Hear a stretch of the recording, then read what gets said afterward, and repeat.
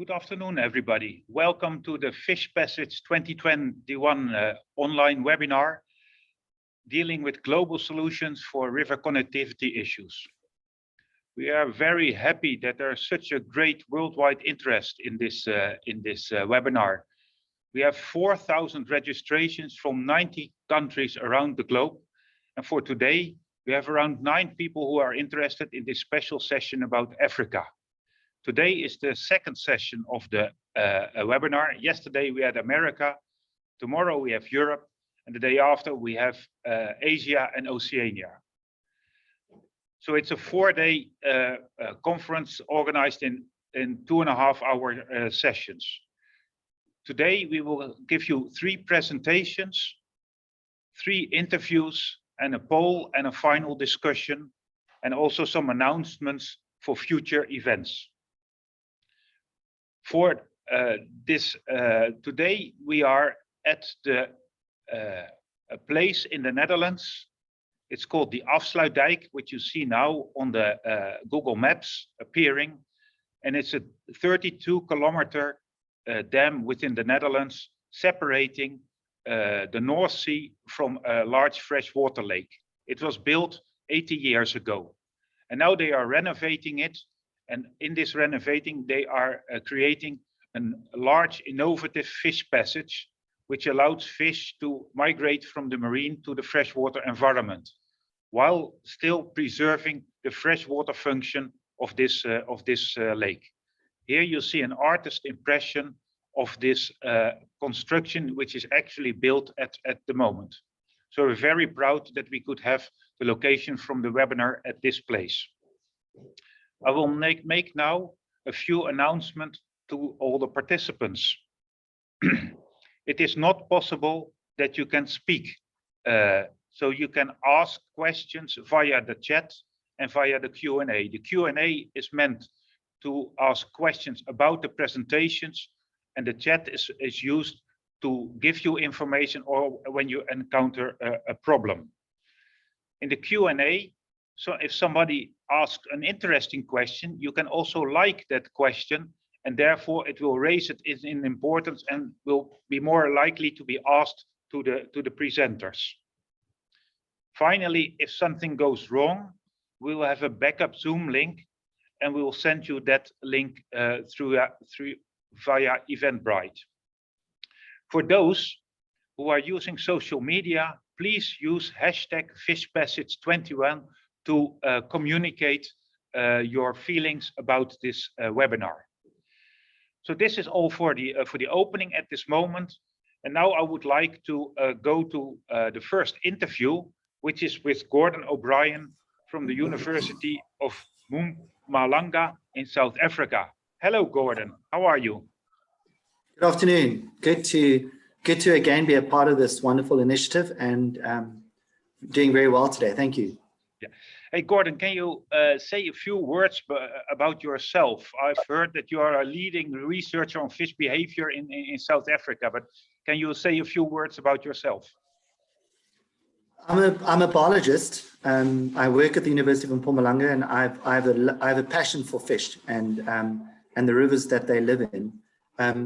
I'm a scientist based at the university, and would really like to contribute to improving the world around us, and I have a great opportunity to work on fish in the region, South Africa and Southern Africa, and I've done some work throughout Africa. So it's a wonderful job to have, and I hope in some small way I am making a contribution. Okay. And hopefully you'll be able to look on what we've done later, and the fish will be the ones who benefit. Yeah. Can you highlight a few research topics you have been particularly working on in the last couple of years? I think what I would like to raise is there's a lot of literature available that presents a very different picture to the fish communities, the fish community well-being and the environment around us. I think that there's wonderful stories of what the rivers used to look like, and it's a tragedy to have a passion for fish and fish biology, but to not see what our predecessors saw. And we would really like to look at what's really causing the change. So I have a lot of projects. We've been working on river connectivity and environmental flow determination and fish's ecological indicators, importantly, to try and give us an idea of how to better manage our environment. And we haven't seen too much improvements. I think that there's been a lot of deterioration in the region, but we have, and we are starting to get a lot of traction to be able to raise the awareness of fish and river connectivity and their plight. And I hope that we will see these improved migrations and improved communities. So I think that's what's really important about what we're trying to do. And thank you for this.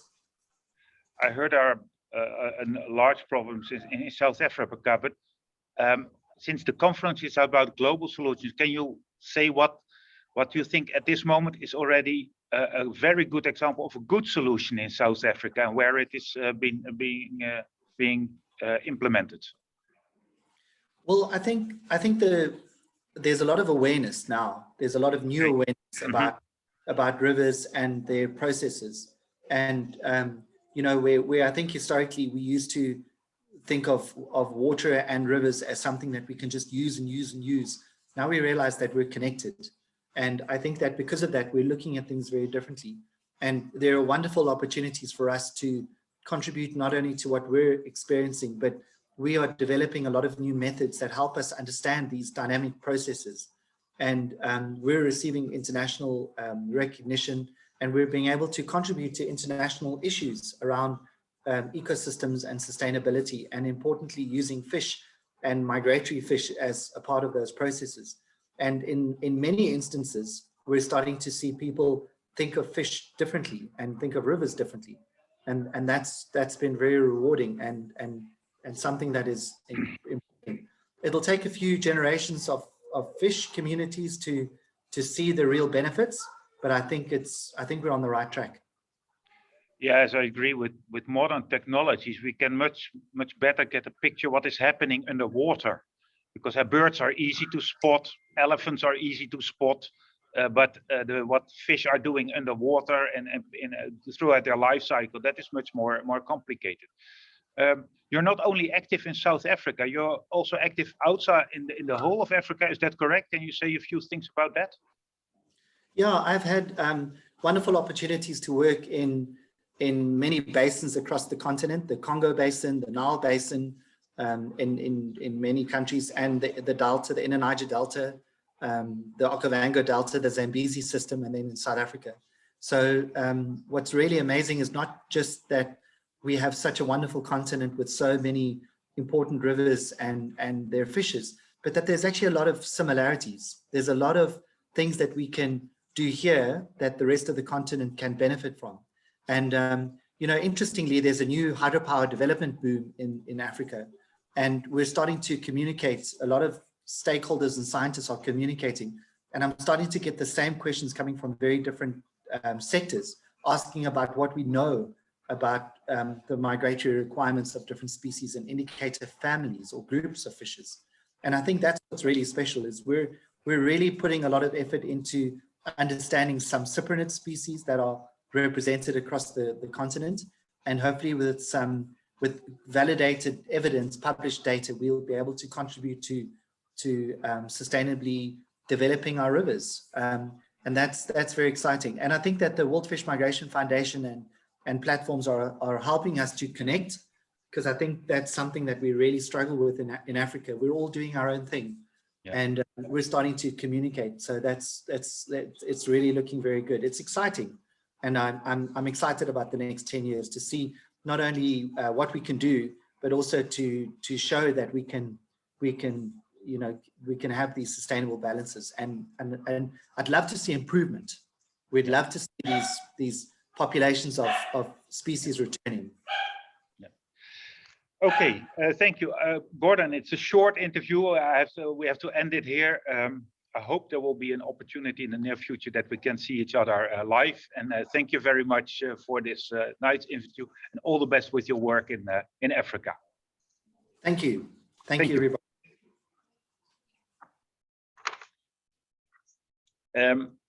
For the first presentation, we move to a colleague of Gordon, which is Céline Hanzen, and she will give a presentation on behavioral research in South Africa for management and conservation. Hello, Céline.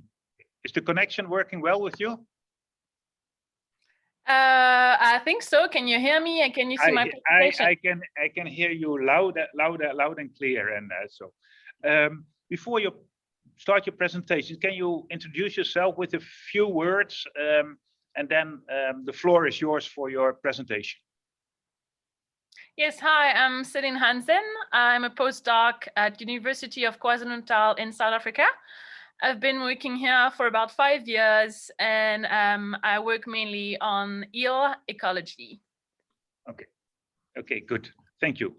Okay, all the best with your presentation. I'm looking forward to hear it. Okay, so well, here we're going to go through some research we've been conducting in the last 5 years in South Africa. And I'm mainly going to talk about telemetry and spatial ecology development in the country. So first of all, I'm obviously the one talking, but most of our work is a team effort by our research group that it's called Rivers of Life. We're based both at the University of KwaZulu-Natal and the University of Mpumalanga. Our director is Gordon O'Brien, who you just met. Myself and Matthew Burnett are senior researcher in the team. We also have a lot of postgraduate students and other postdocs. So in summary, I'm going to talk to you through about telemetry for conservation and management. We're going to look at connectivity issues in South Africa, fish basset research, as well as the role of people for fish and river. So our South African context is quite complex. We are a water-stressed country with a highly diversified aquatic landscape and climate as well. So we also have quite a lot of diversity in our aquatic life, but also a high diversity in our stresses. So here, to name a few, we have bad waste management and pollution. So that's the first photo. Habitat fragmentation, and also, for instance, direct destruction with sand mining. So let's dive right into it. We've done a lot of telemetry studies. We've looked at traditional VHF techniques, but we also really specialize in the development of our fish track program, which uses UHF technologies. We also just started using acoustic telemetry as well as spit telemetry. So here we're going to talk about our results, but also the application and management of water resources, but also in species conservation. But first, let's talk about the context in Africa. So our colleague Matthew Burnett published a review about the use of telemetry in African inland waters. As you can imagine, it's not a field that's really developed on the continent. So in 2020, he only found 52 studies in total. So if you compare to America or Europe, it's probably well over hundreds and hundreds of them. Most of these studies were actually conducted in Southern Africa. Telemetry was generally the preferred method, with a bit of acoustic as well, but only 5 of them. Nothing using pit tag, for instance, but there's a scope for it, definitely, especially when it comes to fish bass. They did find that telemetry is worth the cost in light of increasing impacts on our systems. And this is not going to get any better anytime soon. So there's a paucity of studies looking at fish behavioral ecology, and telemetry is a very good tool to do this, but challenges are definitely here, and that include cost and training. So in the last few years, we have been developing Fish Track, which aims at providing an integrated approach to monitoring water quality, quantity, and fish ecology in real time and remotely. So basically, we have 4 components. We have tagged fish, stations, probe, and a data management system. The whole system makes use of UHF frequencies. This is quite interesting as it provides a 2-way communication between tags and station. For example, we can change remotely the frequency of transmission for tags. So you can have tags calling every 15 minutes, every 20 milliseconds, or every hour. You can choose, and you can change that frequency. these tags also record activity and temperature. We also have probes in the water recording temperature, conductivity, and pressure, which can then be translated into discharge. So we have stations placed along the river to collect data from the probes, from the tags, and load them onto data management system. It looks quite complex, so let's look at some example. So here, for instance, we have the activity data for yellowfish and tigerfish, as well as discharge in Kruger National Park.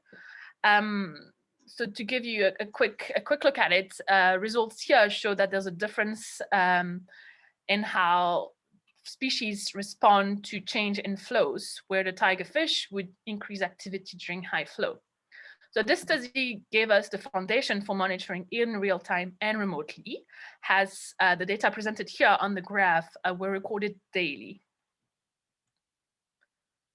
So here in this next graph, it's a study in Mgeni in KwaZulu-Natal. And here we were able to get to a much finer scale with both fish activity, temperature, and discharge that we're recording hourly. And as we develop the methods, we are able to get much better resolution and look at different questions.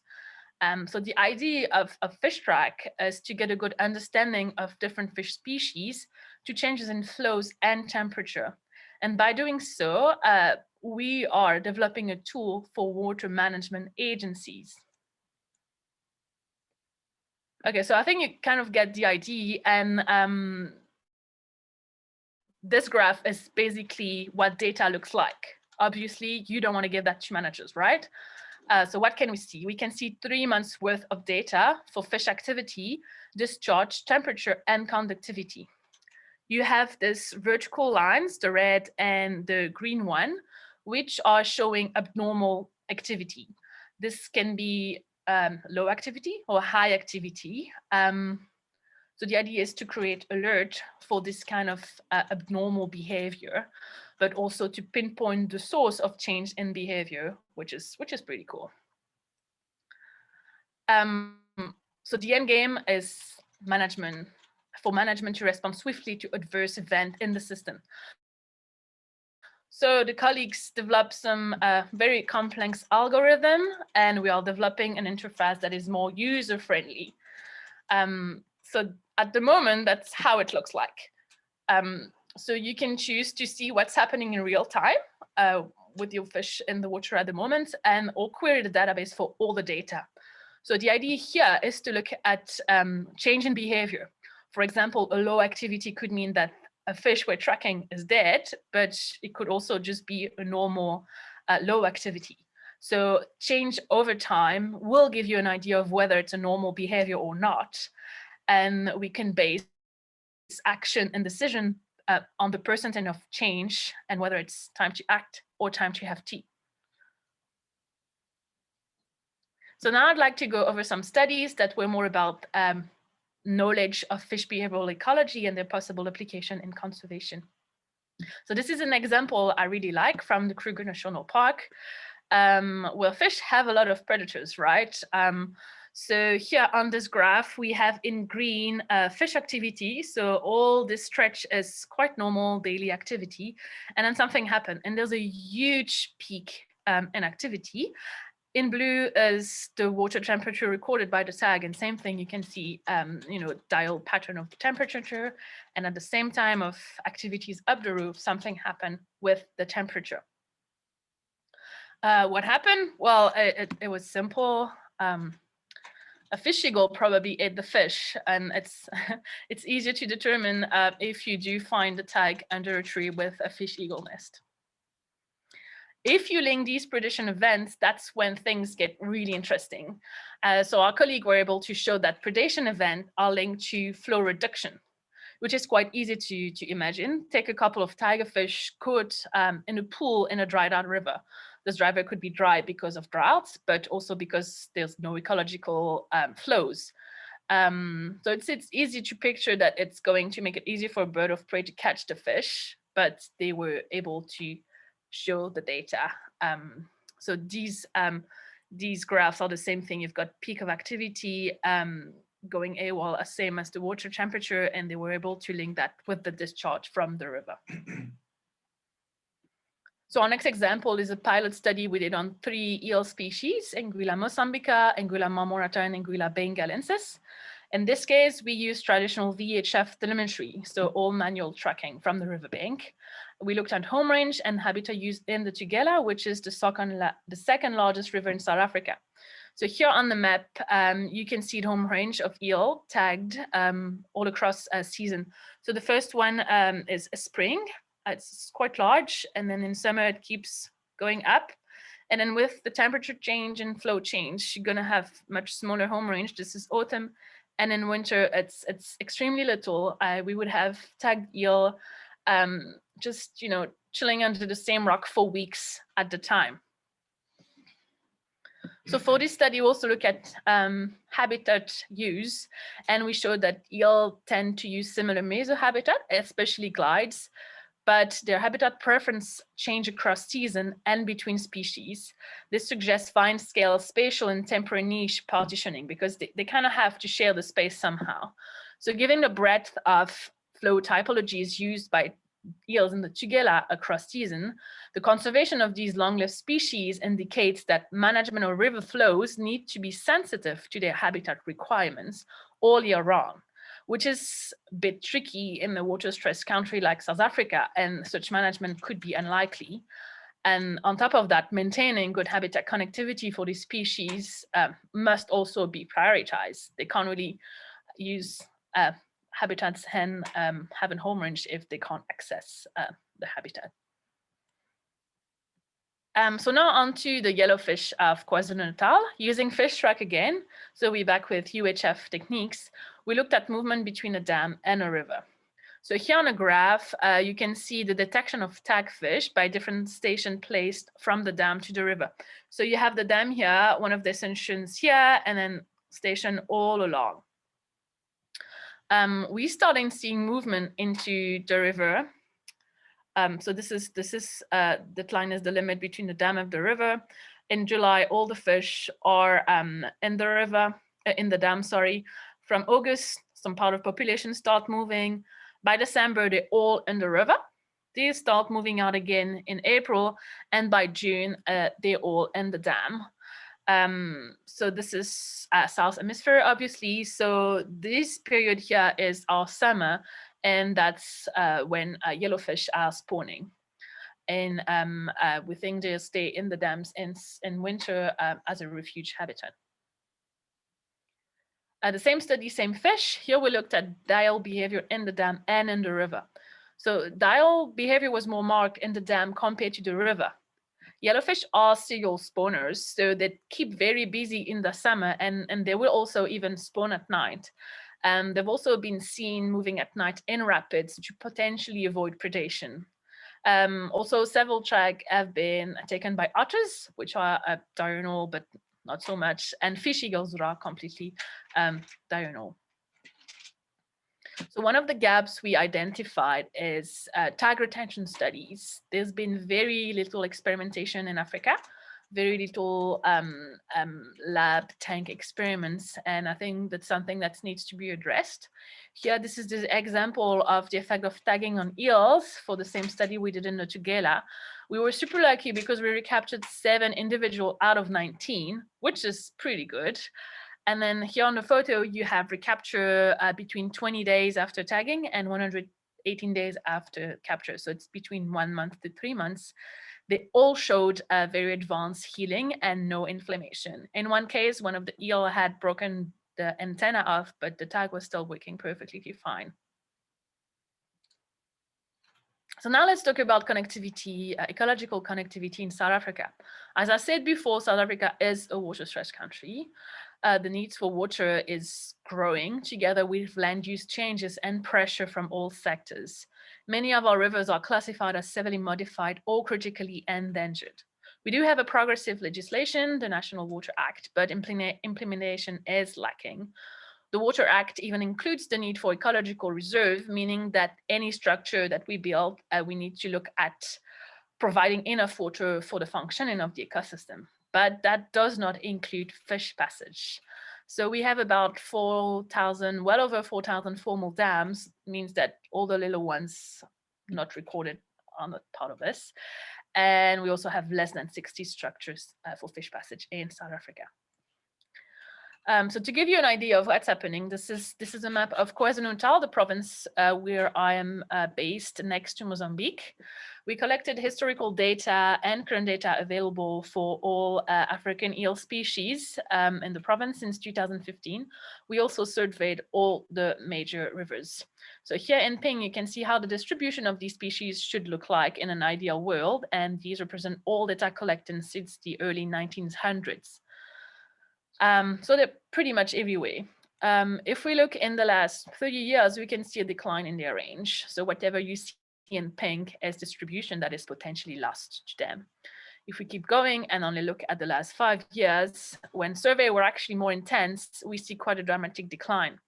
So we did the same exercise for all 4 species present in the province. This was just for Anguilla mozambica, which is endemic to Africa. And we showed significant decline in range for the 4 species, and it goes from 30 to 50% in KwaZulu-Natal in the last 30 years. And if we look even more back into time, we see between 35 and 82% decline in their range. In less dramatic news, we have a great project conducted between South Africa, Mozambique, and Kenya, where we are looking at different stages of eels. So we're looking at recruitment of glass eel into a freshwater system. This has been a very interesting project. When we started a year ago, I really thought we were going to catch hundreds of them, and we caught 10, which is actually quite worrying. We're also looking at escapement and trying to understand the timing of it. And from this, we will build on to look at their oceanic migration. But this part of the project has been delayed due to the pandemic. We're also looking at eel fisheries in the Western Indian region between all the countries. And we're trying to understand whether there is or not a commercial fisheries for eels or subsistence, and whether people target them, whether they have a spiritual or cultural values across the Western Indian region. And this project, I think, is particularly important as we fear growing interest for our species from foreign investors, but also from the illegal trade. So now on to fish passage issues. As you know, there's very little research going on fish passage in Africa. And last year we started a project looking at evaluating the efficiency of a fish pass in the Tugela using pityrometry, which is a first on the continent. So this is an abstraction where in the lower part of the Tugela River, which is the 2nd largest river in the country. So it's very important economically speaking. It's also a very important system for eels because it's fairly untouched. There are only big dams in the top, and this weir is the first obstacle on their way up rivers. So this fish pass has been designed for a whole range of fish species, including numerous marine spawn species, but it's not about fish only. During the last survey last month, we observed both river swimming crabs in the pass as well as freshwater prawns. So that was pretty cool. So let's have a look at that fish pass. First of all, we have 2 paths. There is a creepy crawly ramp here that has been designed especially for eels. And then we have a traditional vertical slot pass. So the entrance is here. Fish have to go through the fish pass. They somehow end up in a big chambers where they have to find their way outside of the structure through some windows in the wall. And that's where they end up upstream of the river. This pass also hasn't been really designed for downstream movement. So this was a very exciting moment for us when we finally installed our antenna in the fishway earlier this year. And it's been installed at the top of the last slot in the fishway. So this is the antenna. Happy guy setting it up. This is our power supply because we don't rely on the power from the structure. And this is where the antenna is set up in the fishway. So because of budget constraint, we were only able to have 1 antenna. So we are busy tagging fish only downstream of the structure. That leaves us about 15 kilometers of river between the weir and the ocean. And we're very happy last week when one of our master students actually caught an elver in the fish pass. So that was pretty good news. We have another project looking at the Bahir in the Tugela, but way far up in the catchment. And we have been tasked with a management question, and it's all about invasive species. So a new dam, the Springrove Dam, has been constructed very recently, and it happens that it flooded part of the river, obviously, and it made it possible for bass present in the dam to move upstream where they used to not be able to access. Doing so, they are posing a threat to local trout fisheries. So both species are alien, but they both sustain recreational fisheries, so it's quite an economical importance. It's a bit of a tricky question, and where has been built to keep the bass away from the trout. So we're really assessing whether this is working or not. And then we are facing many issues, including the identification of different bass, as the status of the Florida bass in the country hasn't been really assessed, and it's very unclear. We also found very little native species in the region. Back in the days, eel were able to access this, but we don't think they would be able still to pass that new fish barrier. So what can we do? I mean, it sounds a lot of, you know, negative things, but I think there's still quite a few things we can do. And I think the first thing is to close the gap in our knowledge. There are many aspects of biology and ecology we don't know about our migratory fish. It's difficult to conserve and manage species we don't understand. Also, when and if we have the relevant information, we need to work for it to be used and apply and push for science-based policy making that must address these issues. And finally, I think it's really important to engage with the general public. So working together in closing the gap and not, you know, stay by yourself in your little lab is very important, I think. That's why I'm very proud of our big African eel project. We are 3 countries involved, 4 institutions, and if I'm not wrong, I think we have 12 postgrad students. Some of them are listening to me right now, I think. And they're all working on eels, ecology, biology, and fisheries, and they all care for eels and ecological connectivity. So in terms of engaging with policymakers, we really want to push for the implementation of transboundary e-flows policies, and they must take ecological process into consideration. Fish passage solutions should be explored. Retrofitting solution can be easy and cost-friendly, and there are many solutions available, especially for eels. And new development, I don't know, this should be fitted with adequate fish waste. Something must change there. We also recommend that the removal of barriers that are not having a purpose or are outdated. Laws and regulation exist. The problem is that they are not necessarily enforced. And then finally, monitoring should be conducted as much as possible, and we should keep going on closing the gap in our knowledge on ecology, biology, and fisheries, especially for umbrella species. And then to finish on a positive note, I think it's very important for scientists to engage with our communities, to give public talk, engage with media and schools. And here you can see the happy faces of our citizen scientists for a project on recruiting eel using EelMap in Durban, which is one of the biggest harbors in Africa. And then a school group with a model of a fish pass during a fish fun day at school. And finally, I think this was the happiest kid in the world when he got to help us measure and release eel back in the Tugela. So I think this really goes a long way, and I think, you know, it's important to connect fish, people, and river. So I think I probably talked well enough, and I'm going to finish with a video of an eel released in the Tugela. It was quite a big one, and it was pretty nice. So there you go. That's it for me, and I'm happy to take question if it's planned in the program. Céline, thank you for this excellent presentation. I really enjoyed it, and I think you are raising the number of papers on telemetry studies in Africa. You're doing an excellent job, and you touched upon a lot of issues during your presentation, but they're all relevant for this. Next to me is Ruben. Ruben is from the World Fish Migration Foundation, and he is handling the questions that were posted in the chat and in the Q&A, and he will have some questions for you, Céline, after your presentation.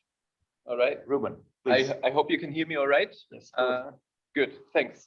So we did have one question from the audience. Thank you for your excellent talk again from my side.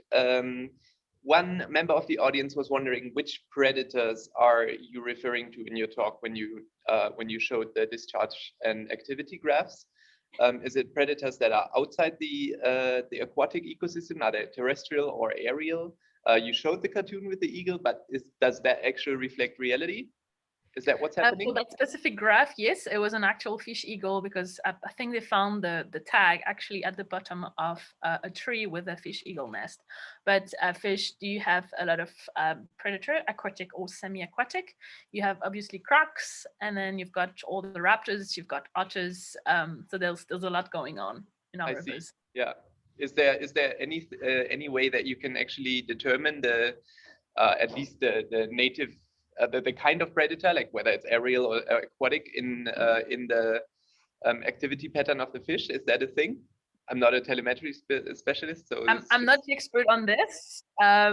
I don't know if Gordon can answer this, but I don't think so. You can see something is happening. The fish is out the water, and the accelerometer is getting a bit, it's going off the charts. Right. But the only way I think is if you actually find the tag, or if you observe the predation event. Right. Okay. Thank you very much. Do you have another one? I have a question for you also, Céline. I really like that you. I think this is a new era that you combine this environmental information on flows with fish behavior. I really liked this graph. But with tagging fish, you only address a part of their life stage. Could you say something about in particular the younger life stages? How you combine that information with your tagging results? Are you also researching that? Well, at the moment, because we've been using radio telemetry, we are limited in the size of fish we are tagging. We're looking at different techniques. So with that pit tag study in the Tugela, we are able to tag fish as small as 10 centimeters. Obviously, these are not eels because you can't really put a pit tag on an alva that is this size. No. We don't have access yet to elastomer tags and things like that, but that's something we really want to explore. For eels as well, we're looking at capture, marking, recapture with pit tags, but again, it's really difficult to tag small things, small fish, with both pit and radio telemetry. But I know the team up in Mpumalanga is also looking at acoustic telemetry, and their tag are much smaller, but it's really in the early game for that project. No, I was not thinking in particular about the tagging small fish, but with your yellow fish that was migrating from the river to the reservoir, and you said that that they moved to the river for spawning. Do you also map there? Do you know where they spawn now? Do you have an insight? What are their actual spawning sites? And did you see young yellow fish in that region by electrofishing or by gill netting or something like that? We regularly catch very young yellowfish, and okay. part of our group is looking at otoliths and microchemistry, and really looking at early stage of their development, but it's not something we've been able to do yet. Okay. There's more questions coming in from the audience. Please, Ruben. All right. Go ahead. This one's from me, just because I'm very curious about it. To get a sense of the scale, you talked about your tagging efforts, and you showed the graphs. I guess they were accumulated data from or average data from all of your sample. Like, how big is your sample? How many fish did you tag in how many species? That's something that I was interested in personally. And then and then there's one thing from the audience that I thought was very interesting. Is there fish losses in irrigation systems in South Africa? There's a lot of water demand, as you mentioned. Is that something that you have been studying? So for the irrigation question, we haven't really looked at this yet. We are still in very early game of that kind of research in the country. We're barely touching, barely scratching the surface of behavioral ecology. As for numbers of fish tags, I can only answer for the eel part of the study because this was my project. So we tagged 19 eels and 3 species for the behavioral ecology I did in the Tugela. I see that Matthew Burnett is online. I don't know if he can answer because he's the one doing all the fish track work, and he will be able to give you an answer of how many fish he caught and tagged, because I really can't remember. Okay, thank you very much. Otherwise, we keep this question, Céline, to the final discussion. So, Ruben, if you keep it, Yeah, keep we will it just keep keep it it there. here. We have to take care of the program. Céline, once more, on behalf of all an excellent presentation and good work Thank you very much. for your research. And if you're not able to join the discussion at the end, perhaps one of your colleagues, you can inform Carrie Brink that somebody can join the discussion at the end at 2:15. Yes? Thank you. Gordon Okay. will be able Okay. to answer most of your question, and I think he'll be around anyway. Thank you very much. Okay, Okay, bye thank bye. you again. Bye. Thanks, bye. Bye bye. I think you have to move away again, Ruben. I do. Yes, I do please indeed. go. Yeah. See you later. Yes. Out of them. We are moving to Ethiopia, to Dagnew, who is a PhD student at Bahir University. Dagnew, are you there? We're going to show it on Google Maps where we're moving to. At the south of, what is that? Tana Lake, it looks like. Dagnew, do you hear me? Oh, it's more. We can see you, we can see the river. We can see the river, we don't see you, but we don't hear you yet.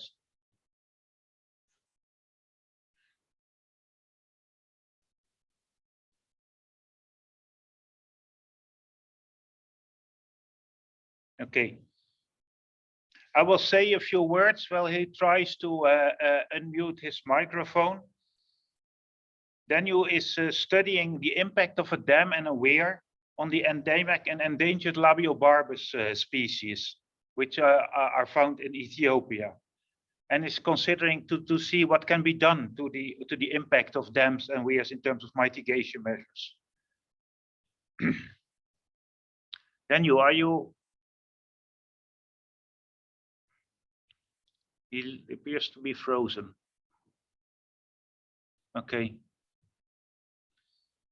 Shall we do the commercial break first? Oh, there. Let me see whether he's coming.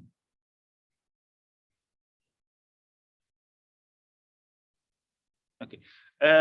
Mark, can we go to the commercial break first, and then we see whether we can get in contact?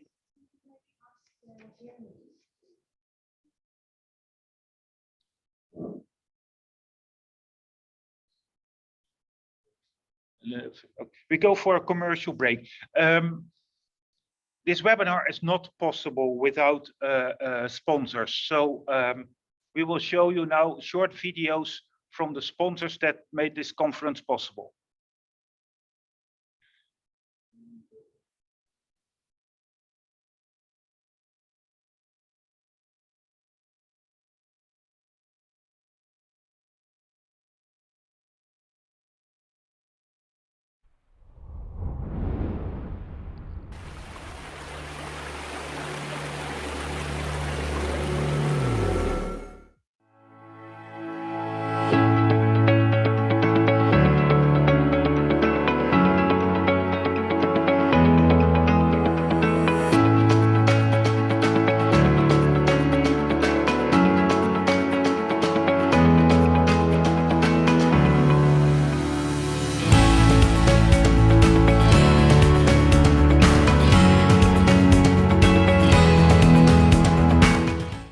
It's well known that man-made structures on rivers can impede the movement and migration of fish.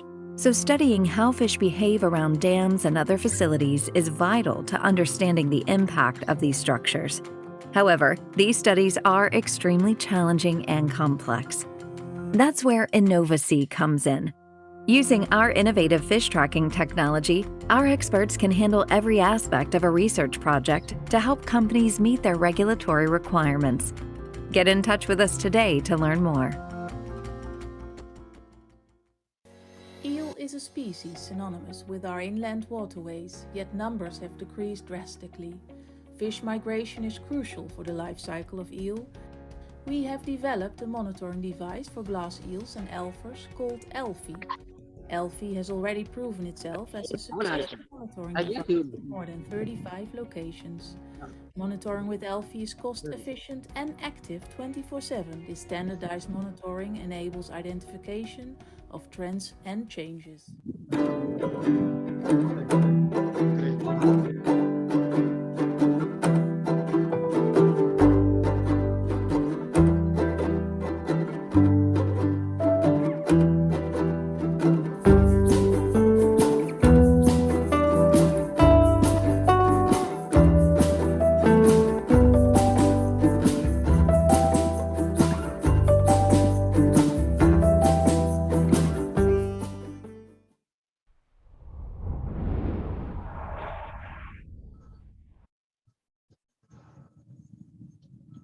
Okay, I think in the meantime we have on video audio connection with Dagnew. Dagnew, how are you? I'm fine, and you? Yes, I'm fine. I'm happy that this works. It's always with the techniques, but it's still amazing that we are speaking with you in the field in Ethiopia and me here at the Afsluitdijk in the Netherlands.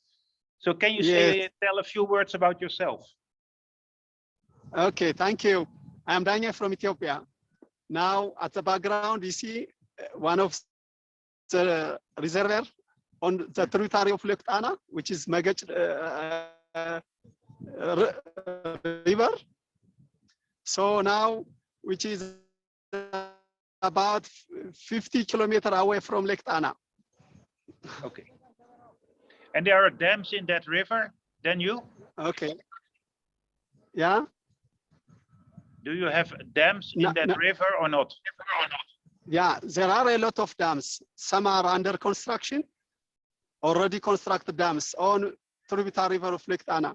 Lake Tana is a freshwater, in the highest freshwater in Africa, in Ethiopia, I mean. The highest freshwater. It has 28 fish species. From 28 species, 22 are endemic. From 22 endemic, 18 are labiobarbus. They are migrating for breeding every rainy season, which is from July to October. So okay. because of dams and weirs, these species are at risk, are going to extinct. Okay. Okay. Oh, yes, I could hear you very well. Are the dams, do they have fish passages or are there no fish passages at the dams? Dams have no fish passage at all, but there are few on weirs, there are fish passage. But dams done before 5 years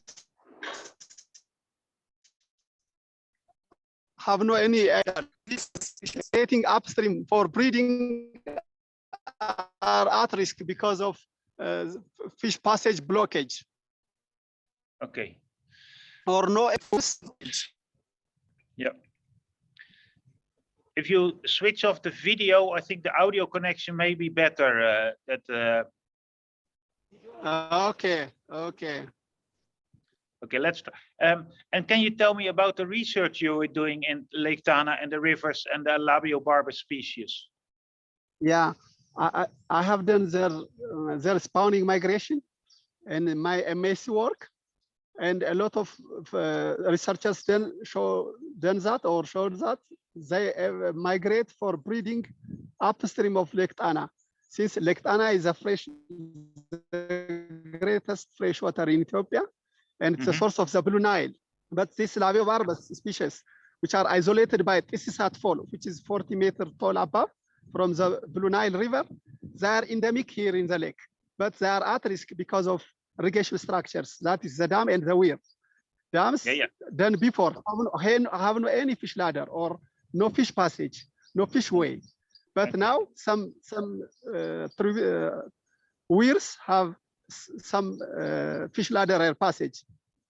So in general, the government didn't give an attention for this fish passage before this year. But now a little attention is getting by the decision makers or the government. Okay, that's good. Yes, I suppose that the fishermen from Lake Tana, they know a bit about the behavior of the fish. So they also been telling to the government that it's necessary that the fish can migrate up the rivers? Yeah. Now I've showed that my research showed that the impact of irrigation practice on fisheries. So the result showed that they already blocked upstream because of the structure. The second is because of excessive water use. They are affected due to habitat degradation. Of course, the fish, the dam and the weir are one of the greatest impact on this endemic species. On top of this, over total water usage or extraction of more water or all water in the river is also a problem for those fisheries during the irrigation period. So I presented my work for the university. Now I'm going to present for the decision makers onward this time. Okay, Dagnew, thank you very much. I'm happy that we were able to manage to get into contact to you. The interview is short, but thank you very much. And I think you do very important work within Ethiopia for this endemic fish species. So thank you very much. Bye-bye. Thank you. Thank you very much. Okay, me too. So we, from Ethiopia, we move to Kenya, to Dr. Frank Masese. Is he here? Frank, are you here?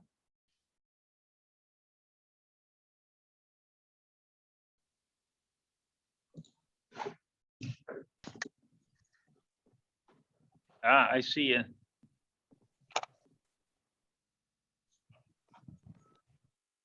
Hello. Hello, yes, Frank. Yes. Welcome. Thank you. You will going to tell us about what you're doing in Kenya on fish migration and various topics. Am I right? Yes, I'm going to talk about fish migration in Kenya. Okay, good. So say a few words about yourself, and then please start your presentation. Thank you. I'm Dr. Frank Masese. I'm a senior lecturer at the Department of Fisheries and Aquatic Sciences in the University of Eldoret. I work with fishes, but I can call myself a community ecologist or ecosystem ecologist. I work on the aspects of riverine ecology, like food webs. I also do invertebrates and fish as part of the food webs. So in this talk, I'm going to talk about the fish studies we have been doing in Kenya and the future of fish passage in the country, given a number of aspects that I want to talk about in terms of the challenges that the fisheries face. Okay, the floor is yours, Frank, for your presentation. Thank you. So I will start my presentation by presenting the hydrological structure of Kenya. And I can say that the hydrology Kenya is composed of 4 or 5 major river systems. One is the east. In the west, we have the Lake Victoria Basin, where most of the rivers actually draining into Lake Victoria emerge from the Kenyan Central Highlands. Then we have northern Kenya, Lake Turkana, where we have 2 major rivers, the Turkwell and River CO that flows into Lake Turkana. Then the easterly rivers flow into the Indian Ocean. They emerge from the Central Highlands, mainly Mount Kenya, and we have the northerly flowing, then easterly flowing system, which are a bit seasonal. That's the North Western Nile. Then we have the Tana, which is the largest river in Kenya, emerging from Mount Kenya region, that flows all the way to the Indian Ocean. Then we have also the Athi-Sabaka-Galani system that emerges from central, what's around Nairobi, then flows all the way to the Indian Ocean. So, and we have several other seasonal rivers. So I'm going to talk about the diversity of fishes in all these systems, the migratory species, and the challenges that they are facing. So in the Victoria Basin, I said that we have quite a number of rivers, which are permanent. Some are transboundary, like the Mara from Kenya through Tanzania, the Victoria. So quite a number of studies we have done here in all the rivers, looking at the diversity of various fishes. But many of the studies in Lake Victoria were done in the lake itself because of its large diversity of aquamarine species. But in the 50s, some studies were done in the lower reaches of the major rivers because of the migratory species. There were a lot of riverine fisheries based on migratory species of fishes. So people were trying to understand what are the population dynamics and diversity and the reproductive cycles of these fishes. So a lot of attention also focused in the lower reaches. But a lot of information is missing from the upper reaches. But from a comparison of all the studies that have been done, we have around 72 species of fishes in the Victoria Basin, following among the migratory and non-migratory species.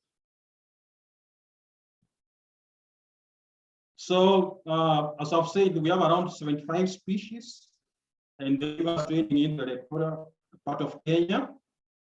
These are dominated by the cyprinids, numbering more than 20 species, followed by the cichlids, but the cichlids dominate in the lake. Before the introduction of Nile perch, we had over 200 species, but the number is not clear currently because some have gone extinct. And we have 9 introduced species in the systems. So we have around 15 migratory. These are the fishes of interest for this discussion. So they include the clarids, the Protocolla ethiopica, which is and the cyprinids, mainly the Labiobulbus and Labiophyterianus. But among the migratory species, the critically endangered in the IUCN red list because of land use change and other issues that we want to look at. So then in the northern Kenya, we talk of the Tana, the Turkana system, the two rivers, Vakirio and Takwel, flowing into Lake Turkana from the Kenyan part, then the River Omo flowing from Ethiopia.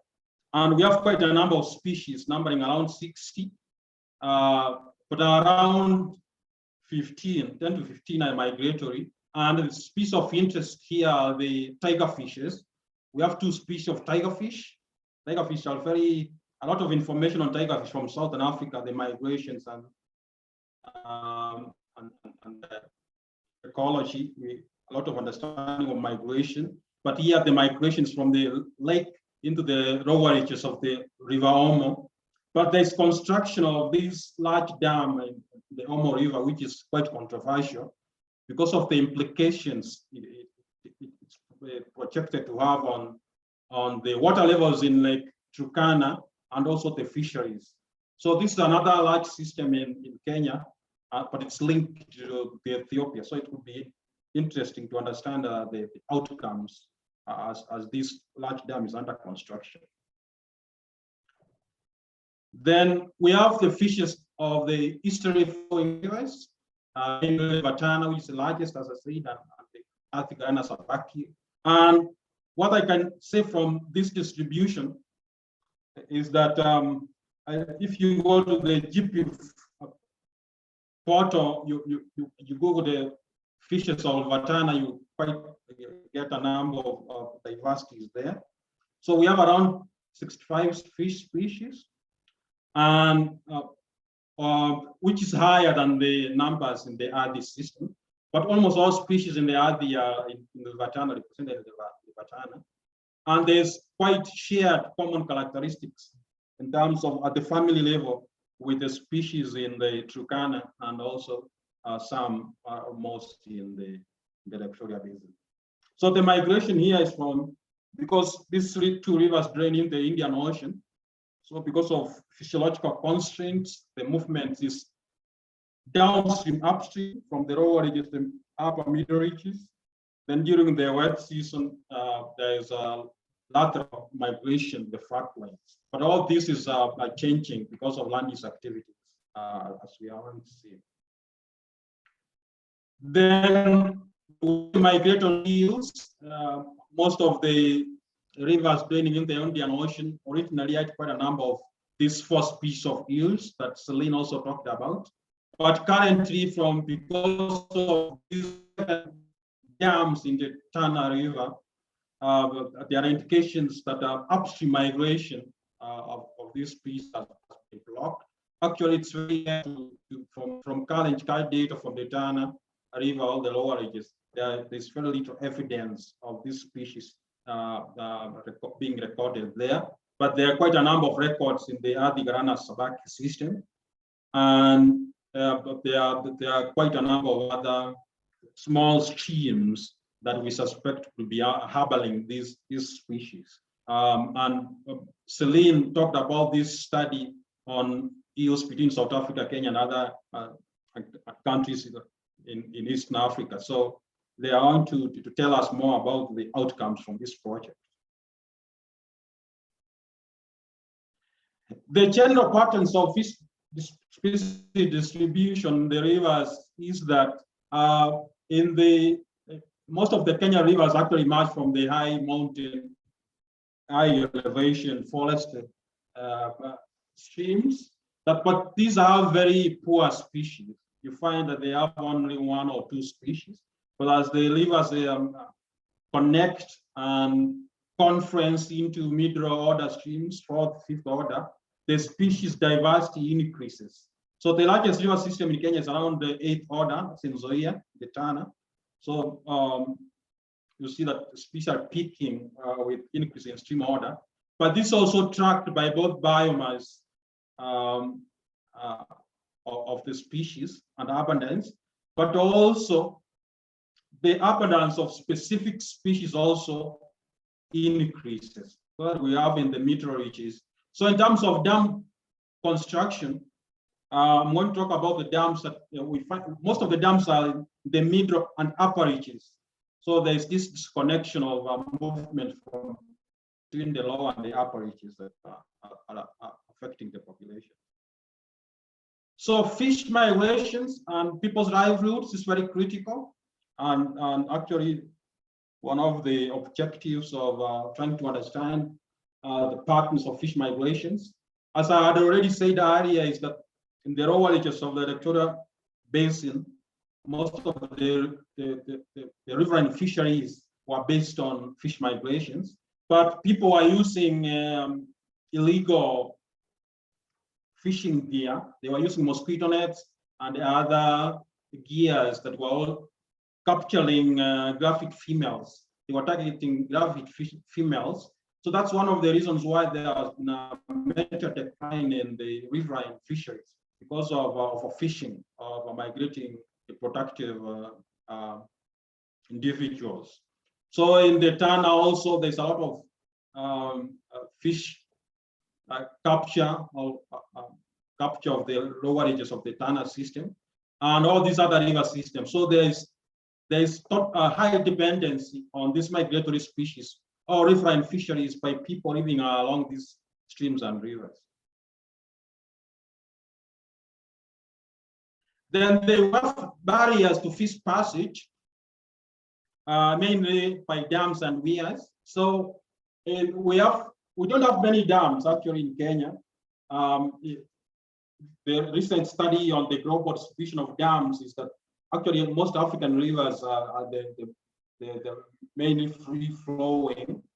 So like in the Victoria Basin, most of the are free flowing. But the few dams that we have, none has a fishery or a fish passage. So there's total blockage of upstream migration by all dams, including the 7 dams in the Tana system and all these minor smaller dams in the other river system. So sampling below these dams always captures more fish species than upstream.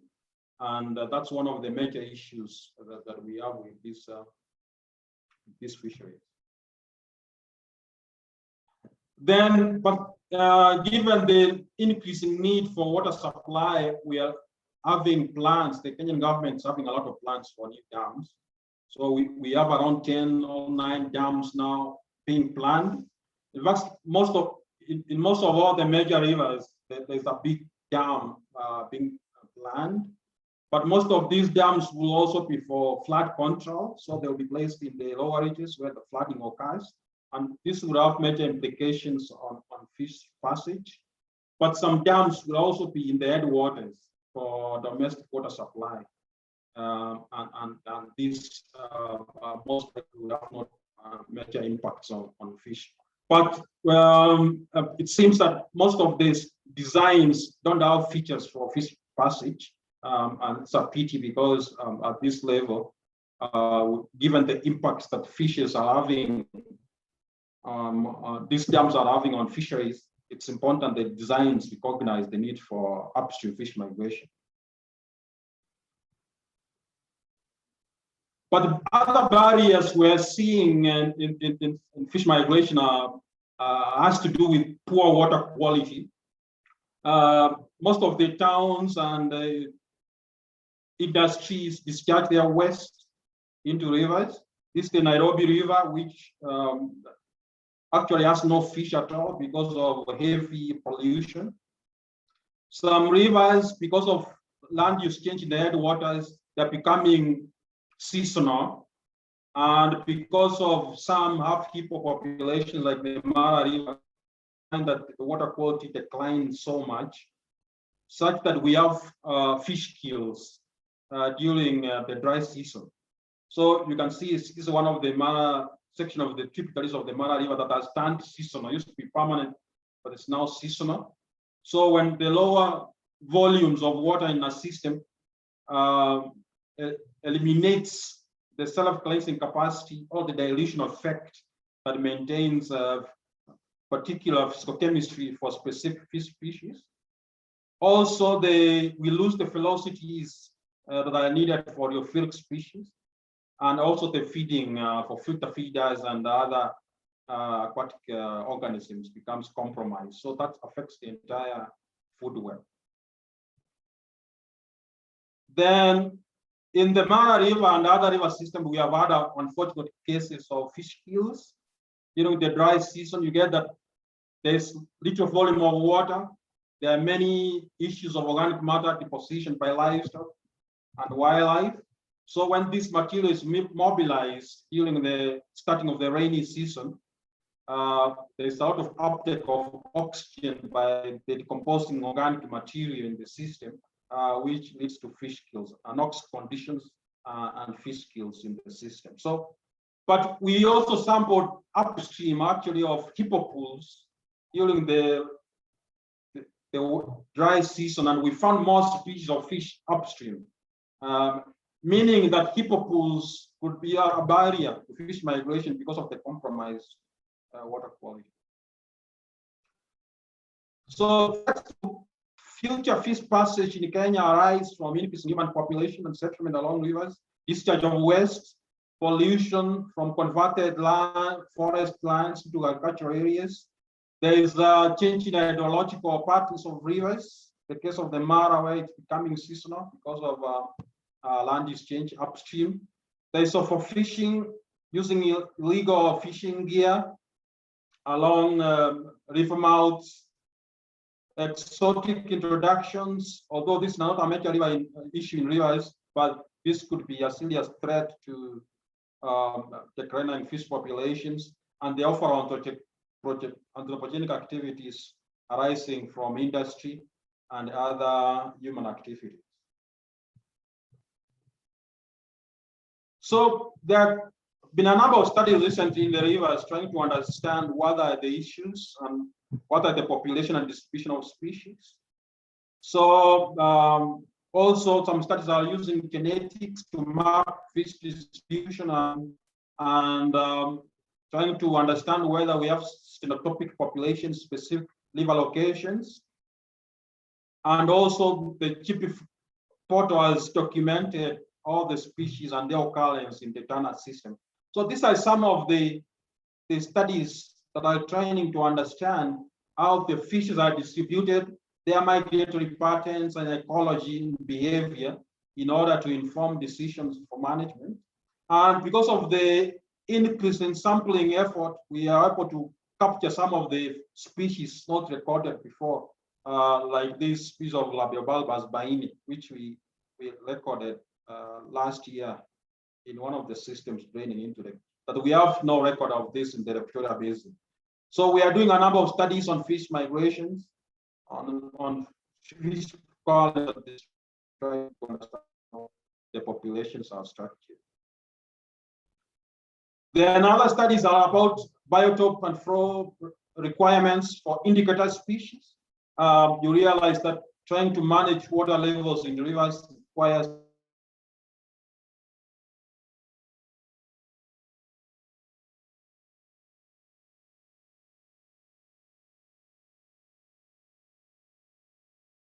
environmental flow assessment. Some of the rivers, mainly the Mara, trying to do this with the understanding that they will contribute to decision making at the end. And Céline talks about this project of eels in the rivers and streams draining into the Indian Ocean. So I'll not talk more about this because she had already elaborated on what the study is all about, understanding the ecology, threats to the eels, evaluate their contribution to local fisheries and livelihoods, and also assess multiple stresses to inform management and conservation efforts for the species. But there are a lot of narrow gaps. You realize they have very limited information on the migratory species in particular. There is no telemetric work. You saw in Céline only 3 studies in Kenya. So there's no, a lot of information is lacking on fish telemetry and movement. So we need knowledge on recruitment, habitat use and behavior of indicator species. We are trying to assess impact of habitat change, such as water quality and flow reduction, and the river fragmentation on species and populations.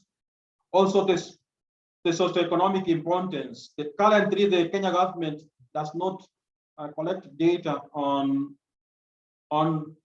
different fish catches. So the information available is quite rudimentary and it's not structured. So I need to improve on this.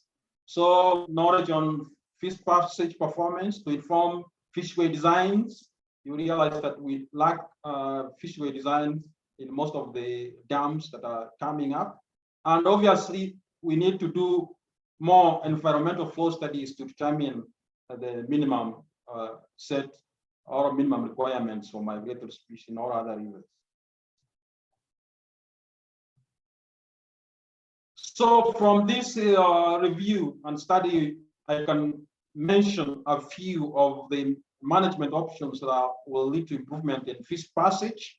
One is to minimize obstruction from most of the obstruction from rivers and streams is not gauged or metered, so there's a need to monitor and account for that so that we know the amount of water available and the amount that are available for obstruction.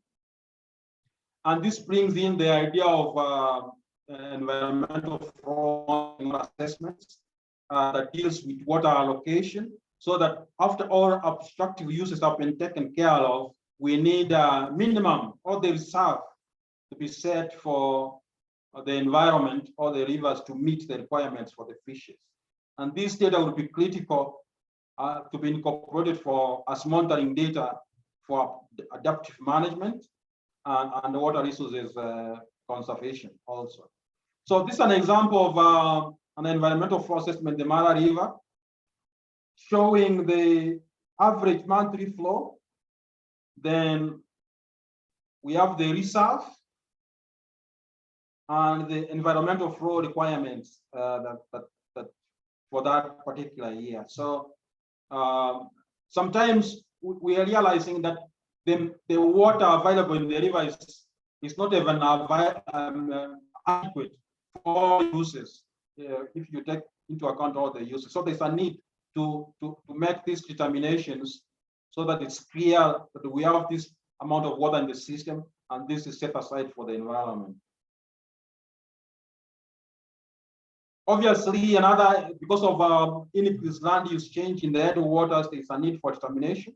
And the Kenyan government is playing a major role in funding and also leading role in the catchment rehabilitation and reforestation efforts. And finally, stakeholder participation, very important. The structure, the management, water management structure, resources management structures in Kenya have recognized the participation of local stakeholders as water users associations. So some are quite active locally, such as the Mara River Water Users Association, that is doing a lot in terms of monitoring water levels, announcing changes in water quality, and establishing local environmental committees to self-monitor and help manage the river. And they do a lot of rehabilitation of collapsed riverbanks and other measures. So thank you so much. That's what I can present from this other side of Africa. Thank you, Frank, for this very nice overview of presentation. Before I give the floor to Ruben, what has been asked in the Q&A, how many colleagues do you have within Kenya to do this work on fish migration? How many people can you work with? In the Department of Fisheries and Aquatic Sciences, we have a project. It's called the KISS project that is developing. It's called the Kenya Invertebrate Scoring System. But we are developing a monitoring tool for monitoring water quality in rivers. But we are also using fish as indicators. So we are around eight colleagues working also within the National Museums of Kenya and Egerton University. So those are the people we are working with in this project. Yeah, that's a small group for a large country to tackle all the issues that you have been identifying in your presentation. But still, I really enjoyed it. Ruben, what questions do you have in the chat? We didn't get a lot of questions yet. We are still looking forward to hearing all of your questions. Just a quick reminder: please ask your questions using the question and answer function, which is right, left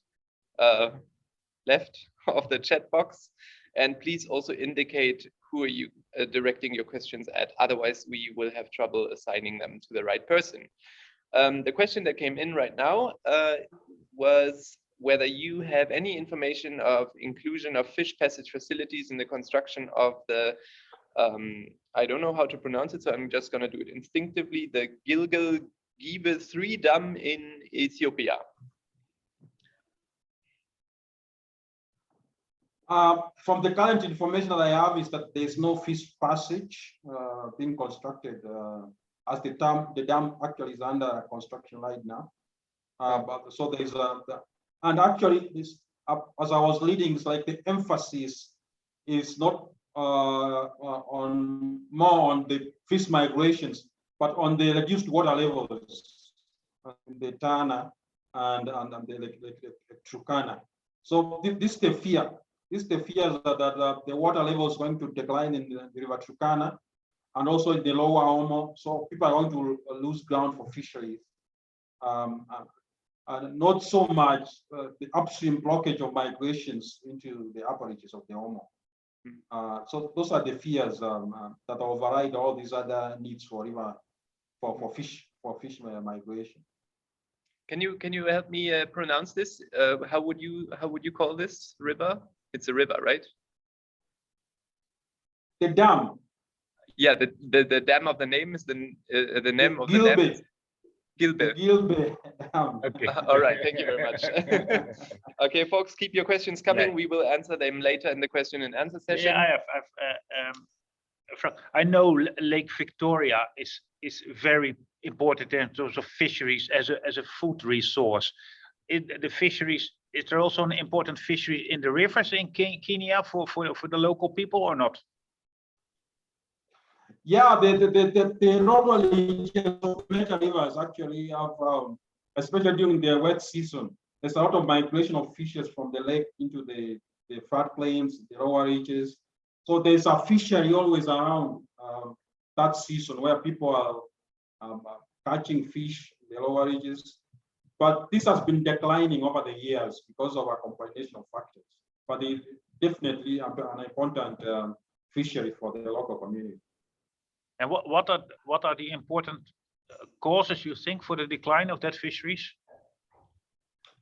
Initially was the use of illegal gear. People were trapping the fishes before they enter the rivers, in the river mouths.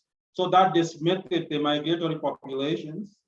Then there's pollution, a lot of water quality challenges in the rivers.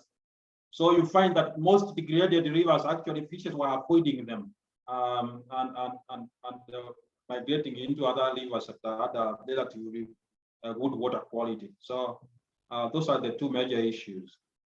And now dams is a new issue coming on top of that. Yeah. There are planned dams now on the major rivers, and this would add another issue, another challenge, the fish migrations, especially those dams that will be located in the low and the middle reaches of the river. Okay, thank you, Frank, once again for your clear overview of the situation in Kenya. Thank you very much. Will you be available for the discussion section at the end of this webinar at the 2:15? Yeah, I'll be available for the discussion.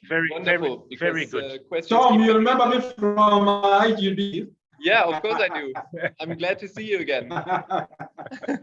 Thank you. Yes, See you again. but you do good. You do good work over there. Okay, thank you very much, Frank. And now we go to what is the youngest participant in the webinar, which is Tembo. Tembo, are you there? Yeah, I'm there. Can you hear you? Okay. Do you have a video so that we can see, or is that not possible? You don't see me? No, they first show where your house is. I think. I see George Morari Road. It's pinpointing. Probably the town where you live. That where you are right now. Yeah, sure. Okay, that's good. Okay. There you are. There you are. Okay, very good. I think it's very good that young people also get the floor during this webinar. And you are what? Can you say a few words about yourself? Where did you study, and what you're working on at the moment? Thank you so much for having me. So my name is Japhet Tembo, and I'm a master's student at Egerton University, Department of Biological Sciences, and I'm pursuing a master's degree in immunology, and also did a bachelor's degree in zoology at the same university. Okay. Yeah. So currently in my MSc thesis, I'm working on understanding the biotic interactions between eels and other sympatric fish species. So I'm kind of like want to understand how eels associate with the other fishes in our east flowing rivers. And my major focus is in the Galana Sabaki River that is draining to the Indian Ocean. I think Dr. Masese has talked a bit of it.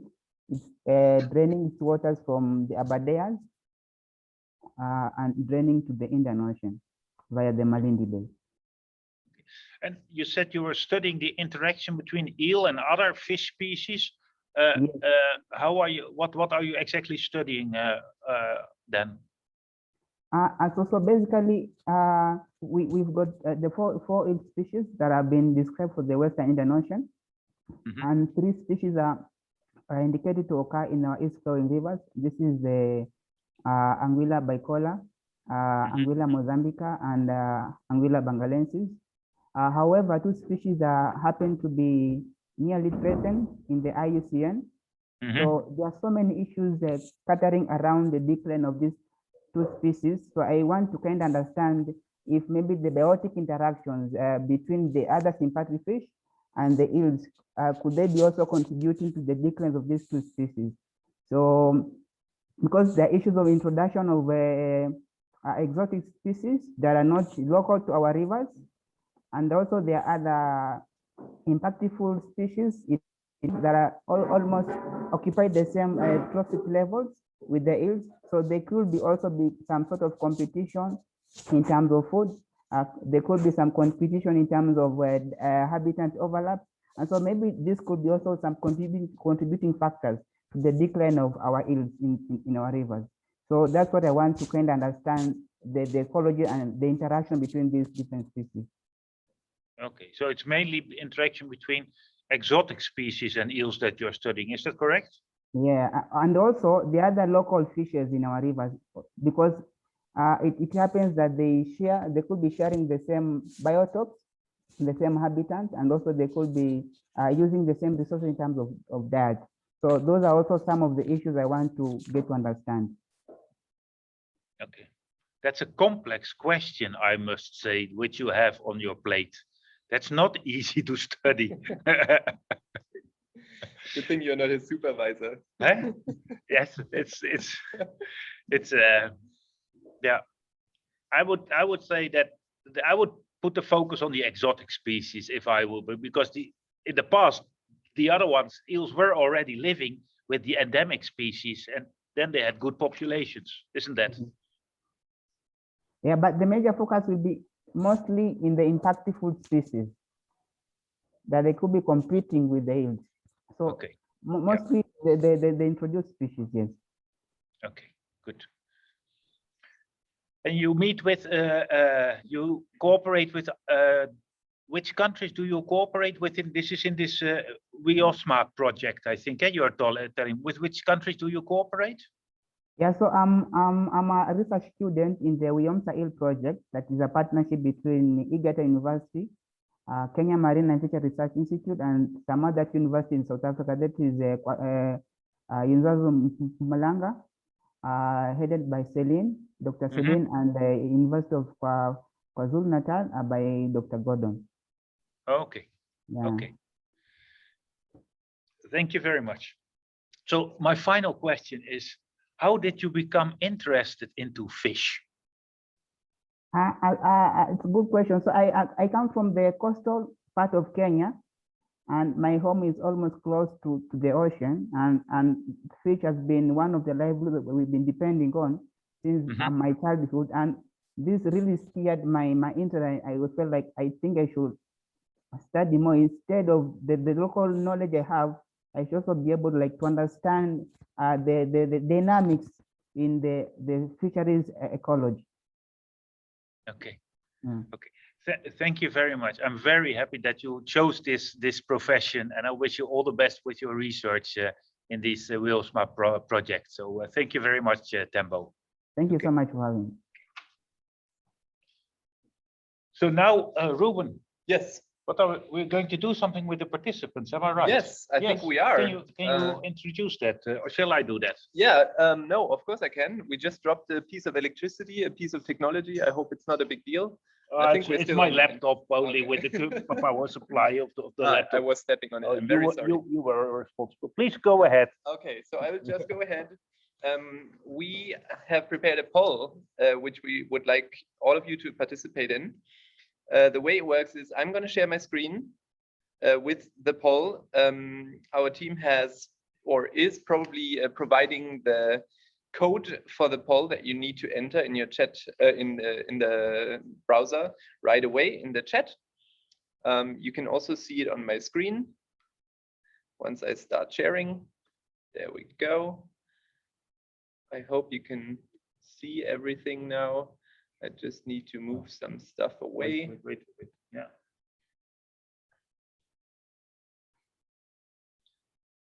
All right. Okay. So the idea is you go to menti.com and use the code that's printed on the top of the window, 36932773, if I'm not mistaken. My eyes aren't the best. and then we're gonna ask you a few questions. We can see the first one coming in. What is your favorite measure to restore river connectivity? This is a word cloud, so you can enter whatever your favorite measure to restore river connectivity is. And if more people enter one term, then it's going to be more prominent. It's going to be bigger than others. So we see, Tom, barrier removal is... We see only this. Oh, here's a new one, floodplain connectivity, which is also interesting. Fish passage Fish is pass. here. Yeah. Fish pass, okay. Yes. Barrier removal and dam removal keep on top of the list here. Someone entered Wi-Fi, thank you for that. Not just one, maybe. That would be interesting to interview that person. We have artificial connectivity. I guess this is artificial fish passage barrier, facilities.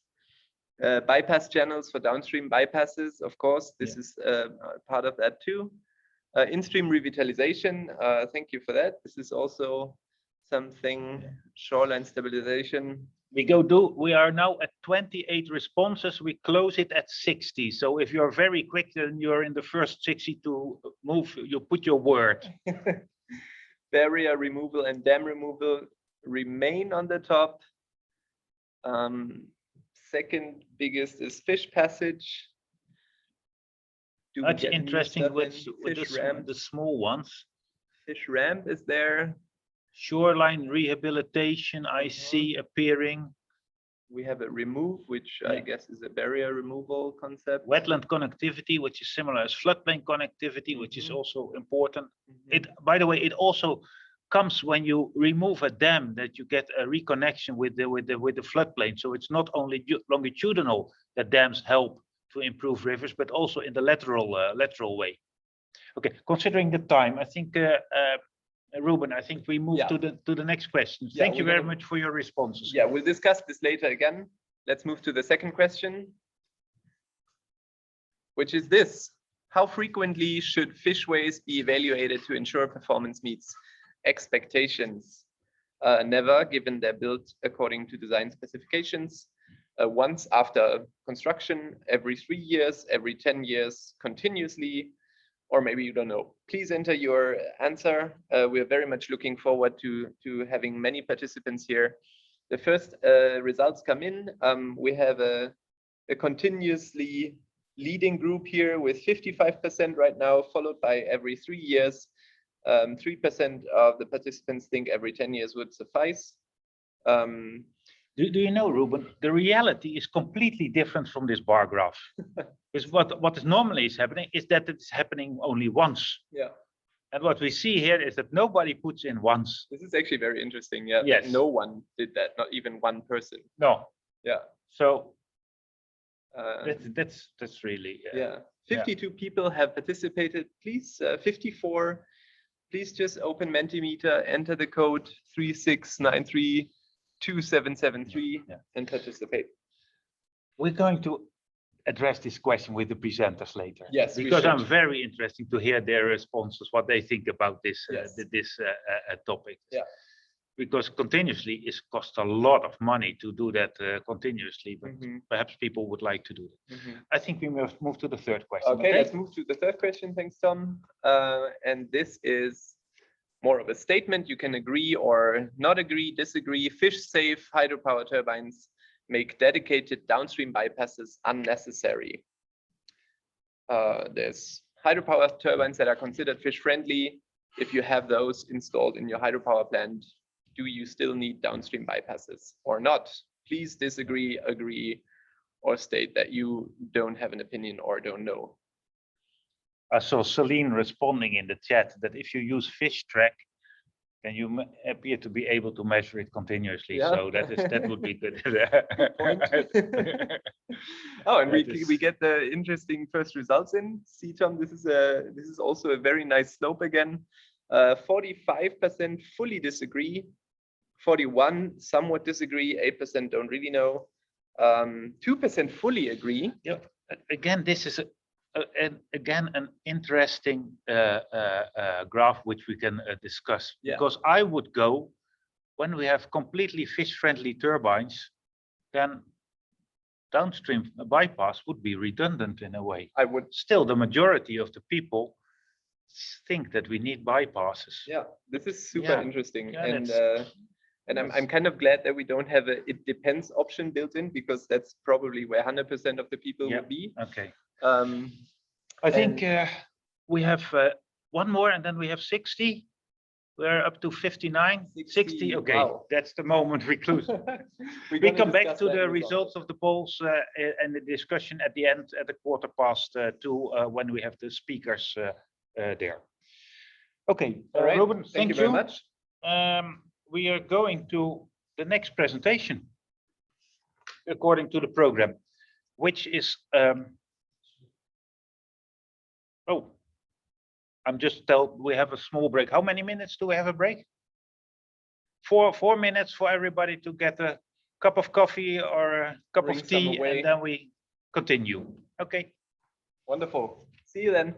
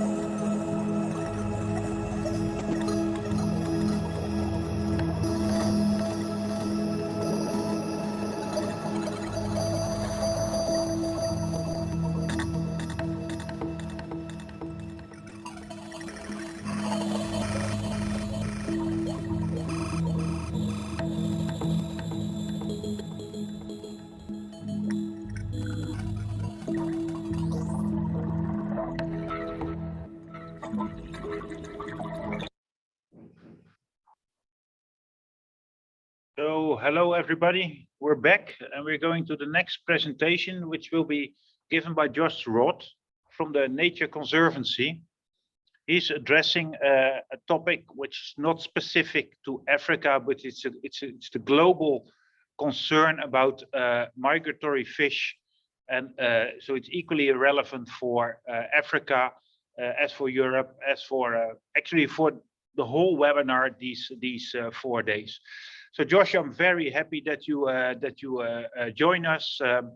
You're a senior researcher at the Nature Conservancy, and perhaps you can say a few words about yourself before you start your presentation. Sure, I need the moderator needs to unmute me. Can you hear me? Yes, I heard.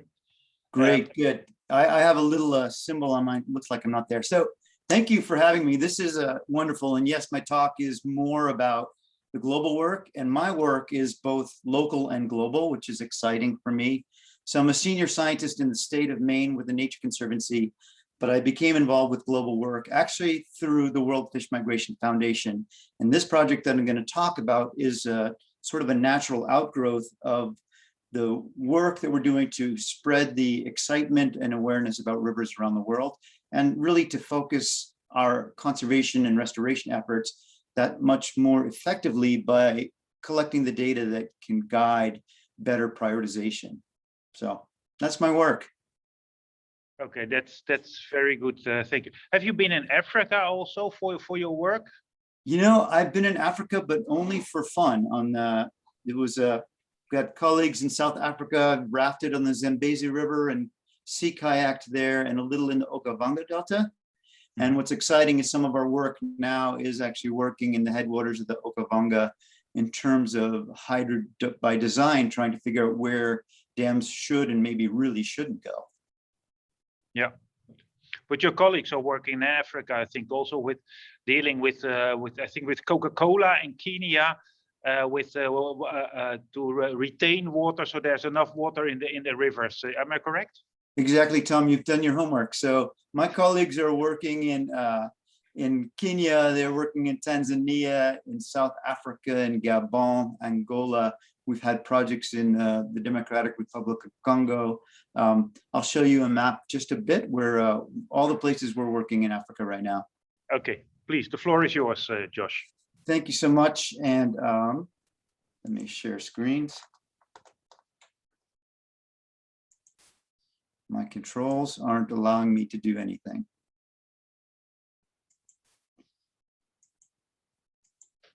So have just a second. Let me see if I can fix this.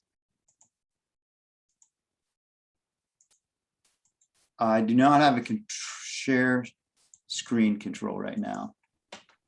Mark, he has a problem to share his screen. Can you help him?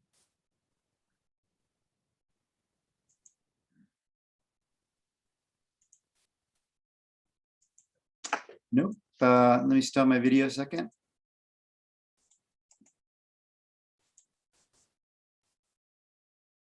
Relax, Josh. We will. Oh yeah, these things happen. I might need to. Yeah. I hope I don't need to leave and come back in again, because of course my sign-in is somewhere else.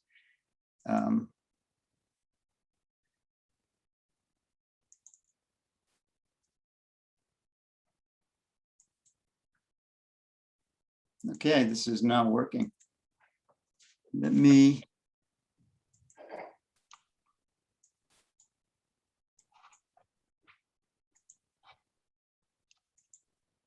Well, let me instead, now I can't get, let me go to full screen, perhaps. There we go. Now I got my controls back. Here we go. So this is not my work alone. This is work that it's being led by Thomas Worthington. It's also with Arnaud van Soesburg, Arjen Berghausen, who you've heard from today, Carrie Brink, World Fish Migration Foundation, myself, Michelle Team from WWF, Herman Wanningen, who I mentioned, and William Darwall at the IUCN Global Species Program. So this is where TNC is around the world. I'm here where the little arrow is in the state of Maine, but really our work over the past more than 65 years has been protecting land and waters and starting on ocean and climate work to really protect the biodiversity of the planet. And for me in Maine, this work started looking at land and then rivers, and our big river project, the Penobscot project, dealt with these 12 species of migratory sea-run fish, some catadromous, some anadromous. Some may look familiar to many of you. Certainly eels look familiar in sea lamprey. So let me just show you this project very quickly, which really got me into understanding this concept of why swimways are critically important and how hard it is to get the data. And I think the presentations we've had from Gordon, and certainly incredible presentations from Céline and Frank and Tembo, show the incredible difficulty of this work and the incredible importance of this work, so we know where fish are and where they aren't. So here's my watershed in the state of Maine. The project was to take take 3 dams, bypass one dam and remove 2, so that we create access to about 60% of the watershed for those species of fish. So some species would have all their natural range because they only swim in the lower part of the river. We know that. We've mapped their swimway, if you will. And the headwater species will have access to 66% of their former habitat.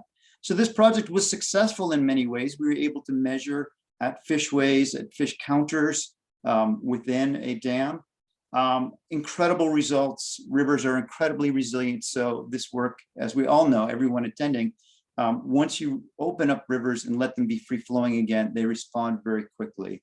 And we see this in terms of ecological responses with the sea-run fish, but also the impact they have on birds around the river.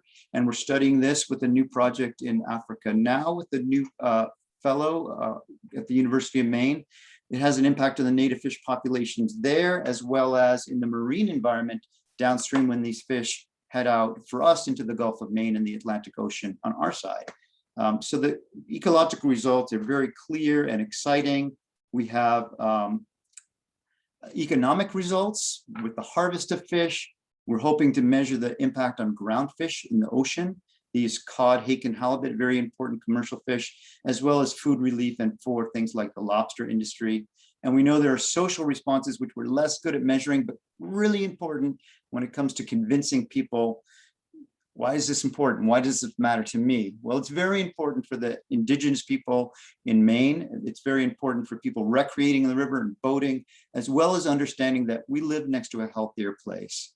So I don't need to go through this graph for probably anybody on this call, but we know that there's a major problem around the world for biodiversity, and it's that much worse in freshwater ecosystems.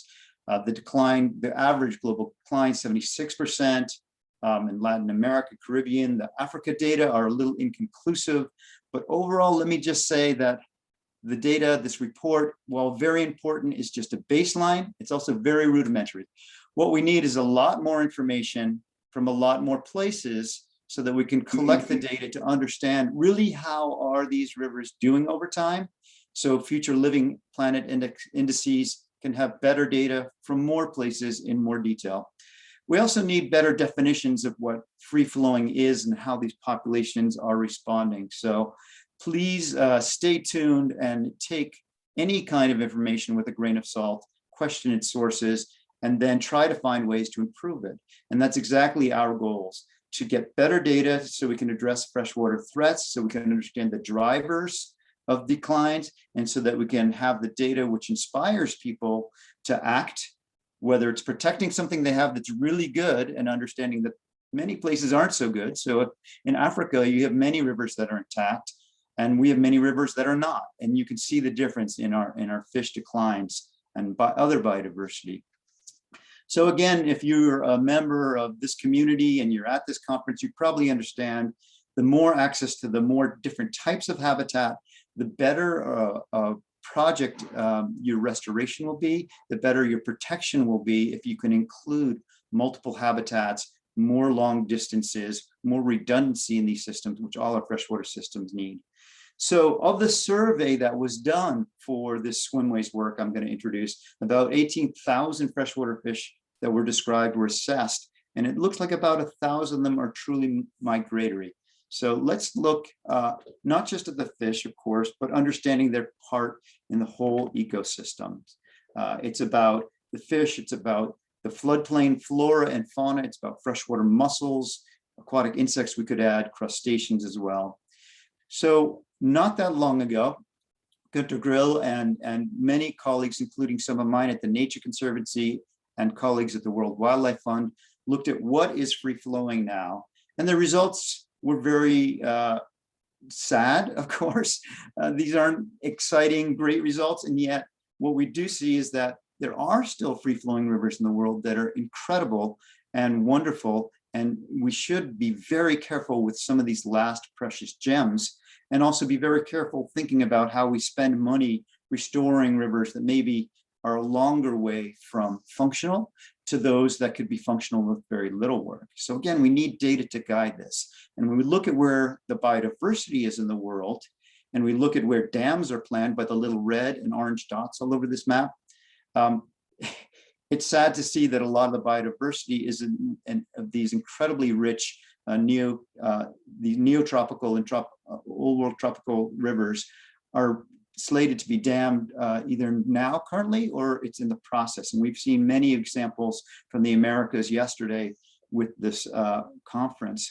So what we try to do is where there is hydro being planned, as I mentioned in the upper Okavanga, for instance, in Angola, we try to create tools such as these ranking tools, which require information about where the dams are planned, how the rivers are connected, how this impacts economic growth, but what are the local and downstream impacts ecologically? If we don't know what fish are there to begin with, and we don't know where they go to up and down the systems, we're not going to have very strong data to understand what people stand to lose in the future. And we won't know where to put our dollars and cents to have the best impact.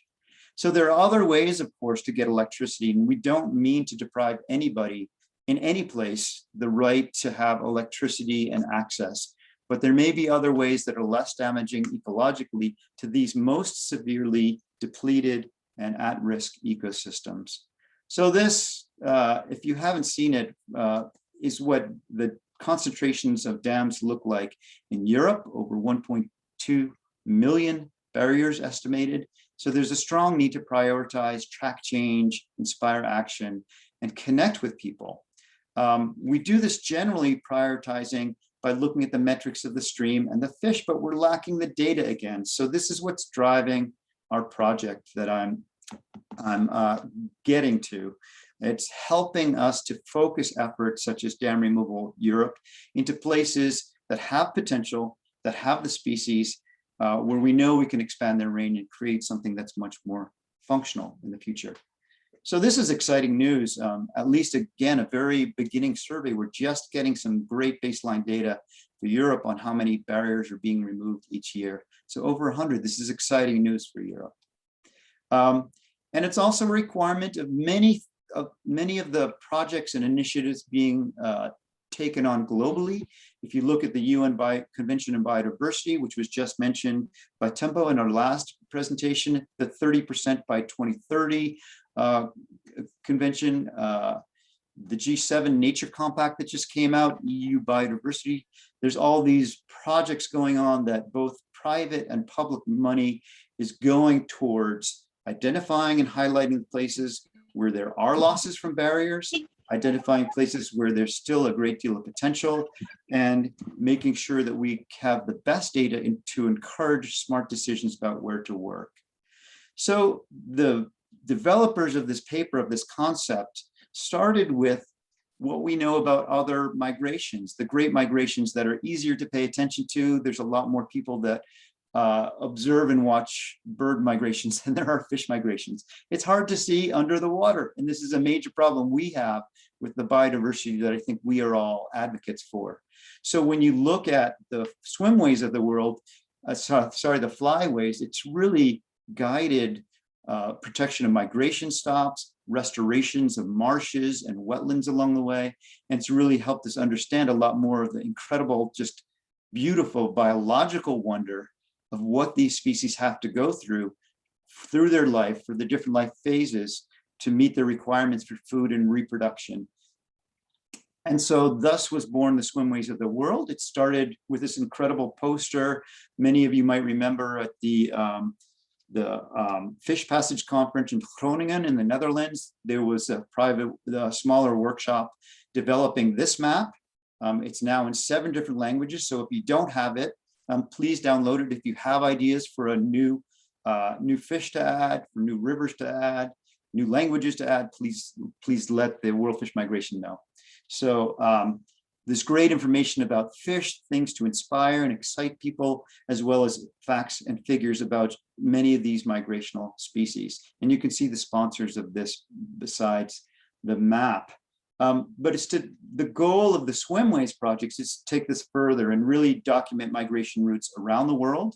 There's a lot of gaps to quantify the diversity, the abundance, to track how things are improving or declining. So there are dams being built, but there are also dams coming out. So that's exciting news. If you looked at the Living Planet Index for North America, because we're tracking some of these rivers, like the Penobscot that I showed, we're able to show increases there, where many places we don't have monitoring. So either we can't show it or we're going to have to find other ways to get out into these rivers and track it with methods like Céline and others have mentioned, with tags and fishway counts.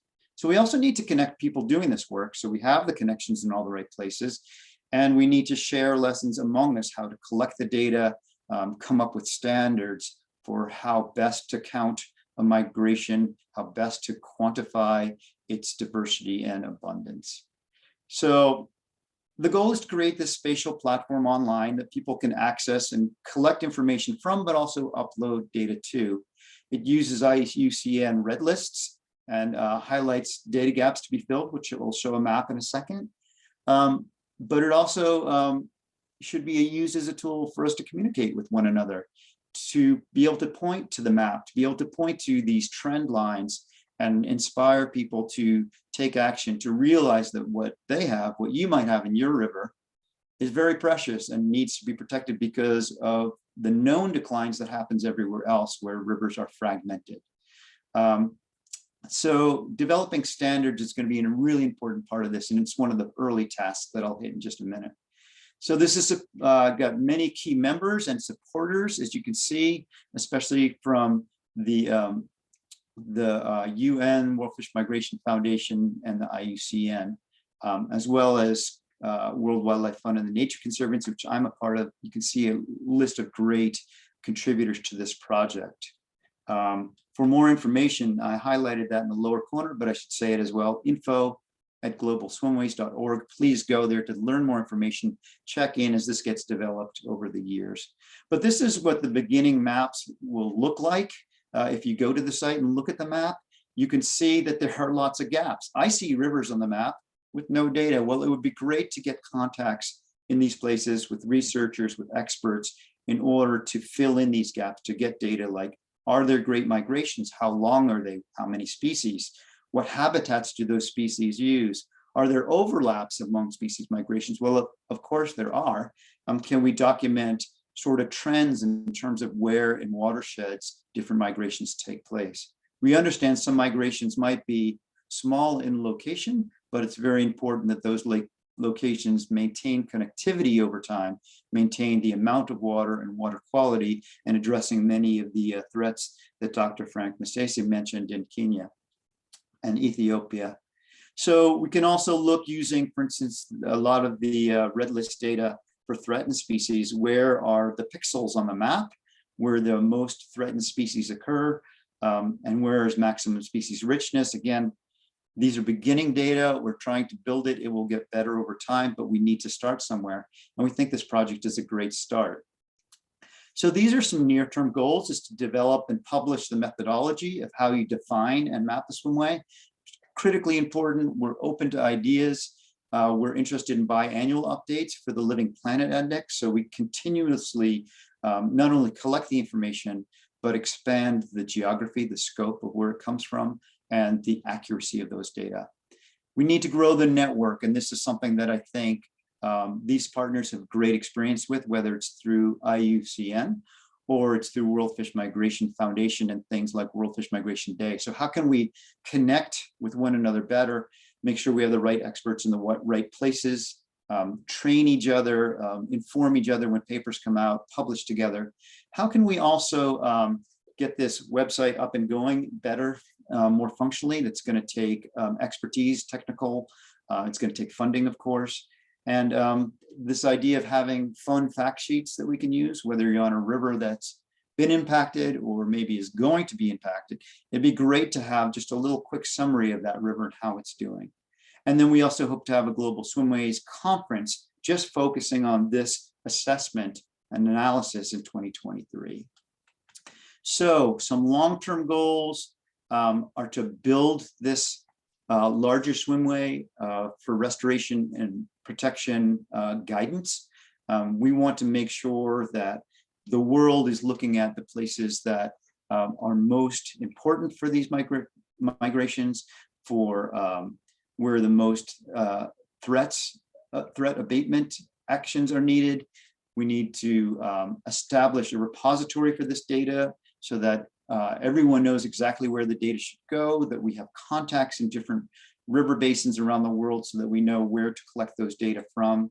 It's standardized, and we can grow this awareness and drive not only the science, but the policy. And that's the real important nexus that I see of this work, is collecting the data and using it, communicating it effectively so that we can influence policy and excite people for this work. And we need better metrics around the social and economic values. As I mentioned for a Penobscot, we're doing less of a good job there of measuring those impacts than we are measuring the fish, which is, as you know, already hard enough to figure out what fish are there, where do they go, when are they in which habitats. But we need to do this in terms of people and their use and benefits from these rivers too, if we're going to really connect the biodiversity, the rivers, the health of these systems to communities around them that rely on them and just appreciate them. So some neat work that's happening in Africa, I want to make sure I mention with the Reaching Rivers project. So a local effort to collect swimway data and then compile it for this larger effort. There's also in the northern part of the Netherlands, Denmark and Germany, the Wanningen has their regional work as well to collect data, use it to influence policy, use it to influence restoration activity, and to show that we can balance rivers, the food source from it, electricity, water, and jobs, by providing more of these examples. Information needs, there's still a lot of information needed, obviously. I've mentioned this multiple times. We need information on more rivers and segments within them, how much habitat is actually connected, which means getting the information about barriers. We saw the data from Europe, a lot of barriers. Many of those are modeled, and what we realized is that for every barrier that we see and know is there, there's probably another subset that isn't there. And we've done this through testing and mapping up and down streams through the AMBER project.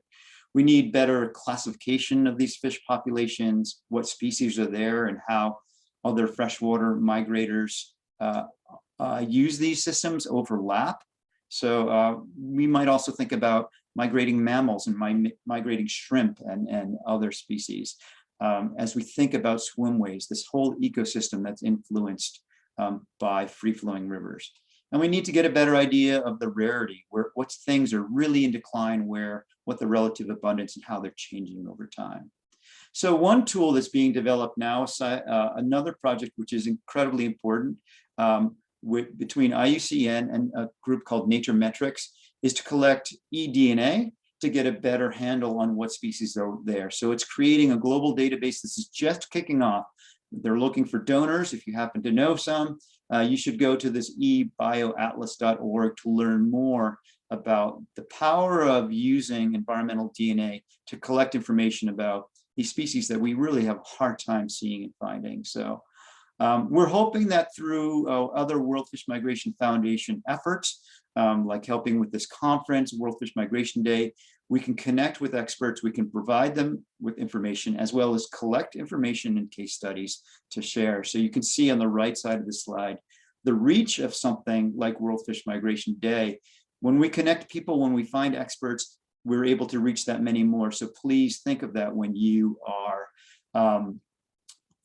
considering sharing your work. World Fish Migration Day 2022 is coming right up. So it's time to start planning. So in summary, the Global Swimways Projects is really focused on the need to conserve and restore free-flowing rivers by collecting data that will help us avoid hydropower development and damming where it's problematic, protecting areas that are still intact, that have good migrations, and restoring those that are restorable because the species are there because we know how to do this work. We need to track the trends. We need to include river watchers and planners and policy people. It is very synergistic with other projects such as the BioAtlas I just mentioned. And we can use your help in this to fill gaps. Help us find people in other countries, help us find researchers. We all need funding for the networking and the data management. We need technical advice on the definitions so we can make sure that we're standardized and we can all communicate better. So we need everyone's help in this work, and look forward to more development of fish of the global swimways. We hope to have a paper out this coming spring, maybe summer coming up. And thank you so much for your time. And thank you, Tom. Thank you, Josh. That was very, very interesting and very important initiative in line with the Flyways, this swimway initiative to show the biodiversity which is underwater, which is so much hidden for everybody. Before I give the floor to Ruben, I have a question. All fish move. Yeah. But when do we call a fish a migratory fish species? And it was more connected to one of the slides that you showed, where it showed something like that there are more than 50 migratory fish species identified as migratory fish species. I saw some image for Indonesia or something like that. I was not sure whether I read it correctly. But can you say a few words more like that? 1,000 fish that are classified as migratory fish. So it's a lot of species around the world. And those migrations are small and large. So I loved that when Frank was talking about the migration, some of them were very localized around the lake, right? And you can even imagine within some of these longer lakes, like our work in Lake Tanganyika, it's up and down the lake, these migrations. There may be migrations up and down the water column. Where I think we need to pay attention is where species migrations are being restricted because of our impacts. So for instance, we have a local char, the brook trout, which moves around in headwater streams. It's the best habitat. And if they go into the bigger waters, they're exposed to exotic predatory fish like large and smallmouth bass. So our job is not to connect them all the way to the ocean. Our job is to make sure those tiny little headwater streams have as many connections as possible so they have access to the coldest water when they need it, the warmest water, avoid predators, get out of the floods, get out of the drought. So these migrations may be small, but I don't think they should be discounted, but it guides our strategies differently. Our strategies for headwaters may be different than a salmon or an eel going over 1,000-kilometer migration. Yeah. Okay. Thank you. So the definition still needs some work, but I think that will be an important part of this first next step with the Swimways project. Ruben. Yeah. Hi, Josh. Thanks for your talk. It was brilliant. It was so powerful. Thanks. Great to hear. We do have like one or two questions. One is actually in line with what you just said. So there's recent research being conducted on the importance of small versus large barriers and the importance of or the ecological impacts of small barriers. And so there is the amber map that you showed of Europe. Could you elaborate on that? That's not just large barriers. Absolutely, and this is a really crucial point, and it is one of the great lessons. I'm glad they took the time in the Amber project. So for those who don't know, it was creating the first sort of atlas of barriers across Europe. So getting people out, the World Fish Migration Foundation created this great mobile app for the project. And what they found is that for every barrier that they knew about that was reported, there were many more that were out there. They were old, they were small. And if you look at the critical habitat where the land meets the water, which in a moist area like where I live accounts for 85% of the critical habitat, or in these smaller streams, And these are exactly where there's small barriers that we don't have mapped.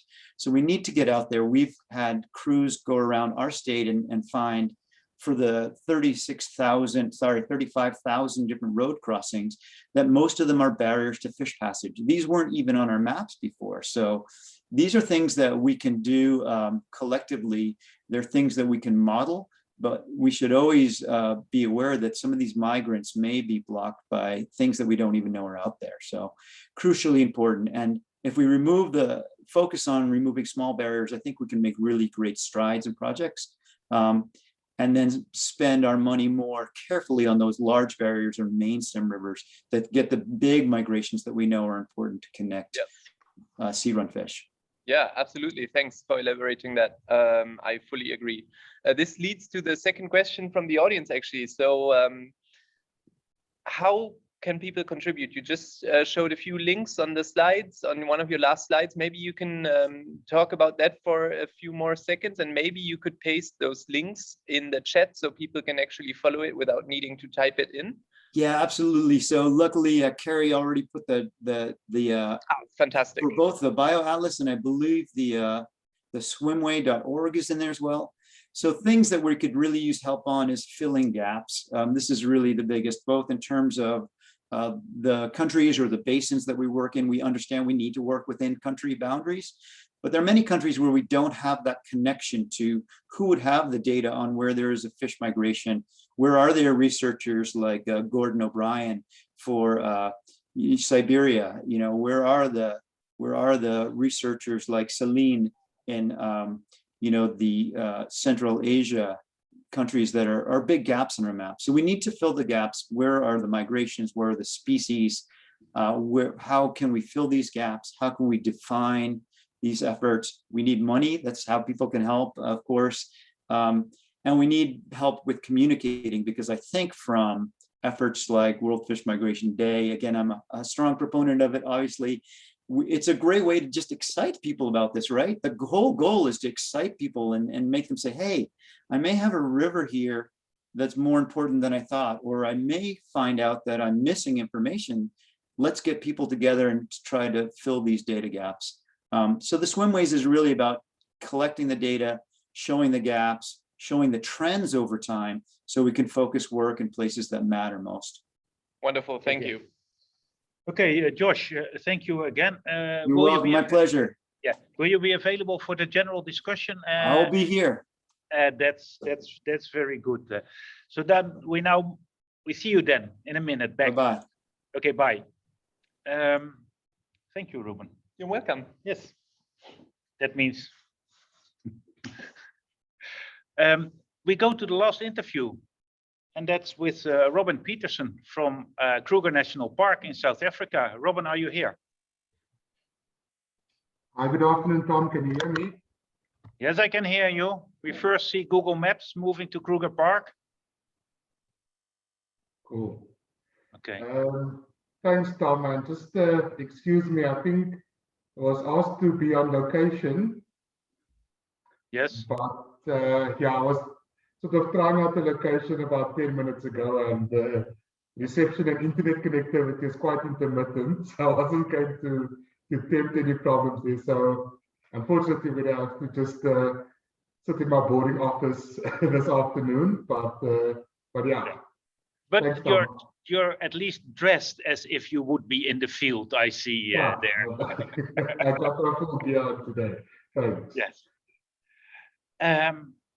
When I read, I think you have removed 50 of the dams, 50% of the dams already in Kruger Park. Is that correct? Yeah. I read something about that there were about 50 and now about 25 you have already removed. So you have, I think you have a world record, even outbeating the United States in removing the number of dams. Is that correct? Thanks, Tom. Yes. So we have been removing redundant and obsolete dams in Kruger National Park over the last 2 decades now. It's been quite a long process, but yes, we've, I think in total removed about 22 dams now. And we most recently removed quite a big dam on the Letaba River, sort of in March this year. That was a very successful demolition that we had there. And yeah, I think as as KNP, we recognize the importance of removing barriers in our park to try and restore sort of free-flowing rivers. So to a large extent, every year, about every 2 years, we are sort of prioritizing dams that can be removed, and we are removing them. So thus far, we've been very successful. And I think the challenge is trying to monitor the successes of the restoration. So with before and after monitoring, I think that's I wouldn't say an issue, but I think it's a challenge that we're having right now. But luckily, Dr. Gordon O'Brien is one of our neighbors to the park, and he's been assisting us over the last couple of years to try and improve those monitoring perspectives. Yeah, but to interrupt you, I think within Kruger National Park, and this is a wildlife park, you have other debates than in other places. I suppose those dams were originally also built for the wildlife. So you have a terrestrial aquatic discussion with the people, and fish were not in the picture as part of the Kruger National Park. So has all this dam removal affected the wildlife in Kruger National Park? So actually, it's actually improving the wildlife populations in the park. The reason for that is we probably back in the 1950s, they started what they call artificial water provisioning, and that was for the terrestrial component of the park, terrestrial animals. But as we started doing the science and doing the research, we started identifying that if you start putting artificial water points within the landscape, the animals tend to stay there because there's water there, and they're not following their usual seasonal migrations. The impacts were actually a lot more back then because they really sort of hammer the vegetation around the water points that are there.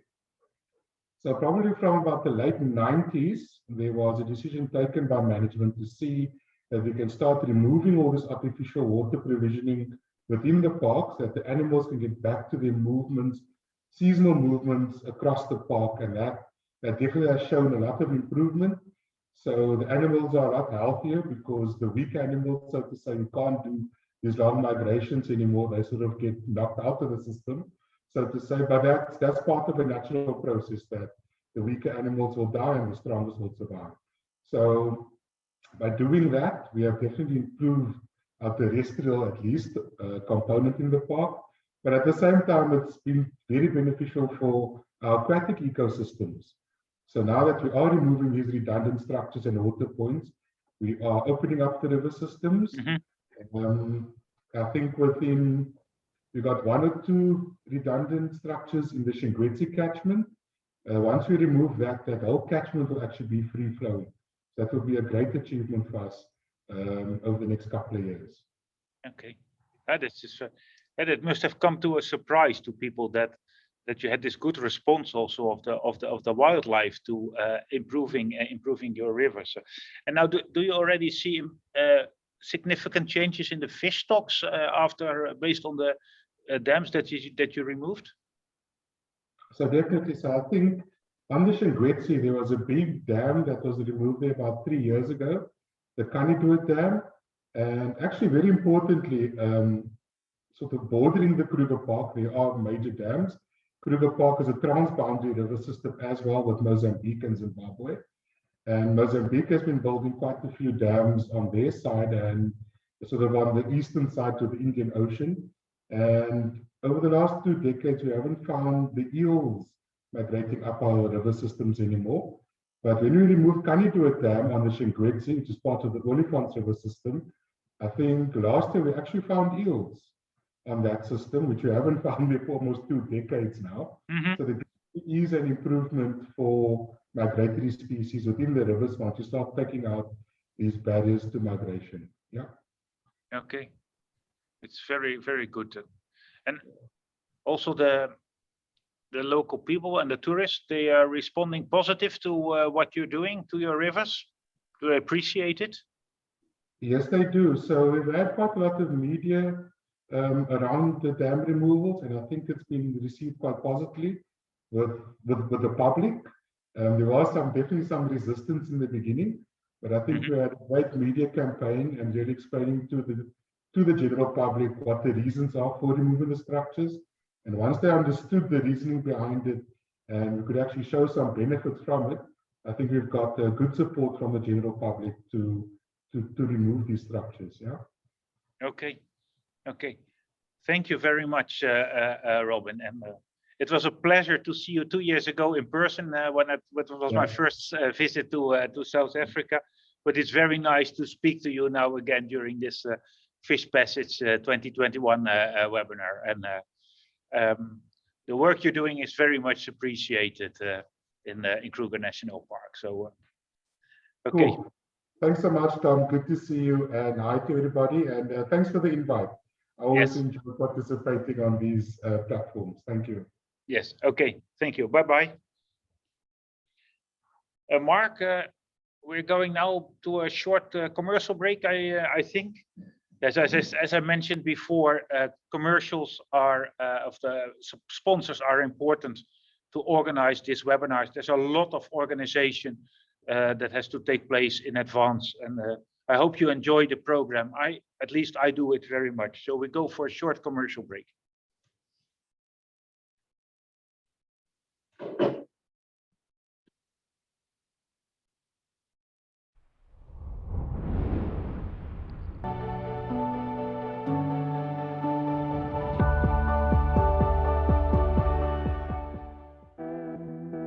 Princeton Hydro has designed over 100 dam removals in the northeastern United States, including the largest dam removal in New Jersey. On Earth Day, just weeks after the Columbia Dam was removed, American shad returned upstream to their native spawning grounds for the first time in over 100 years.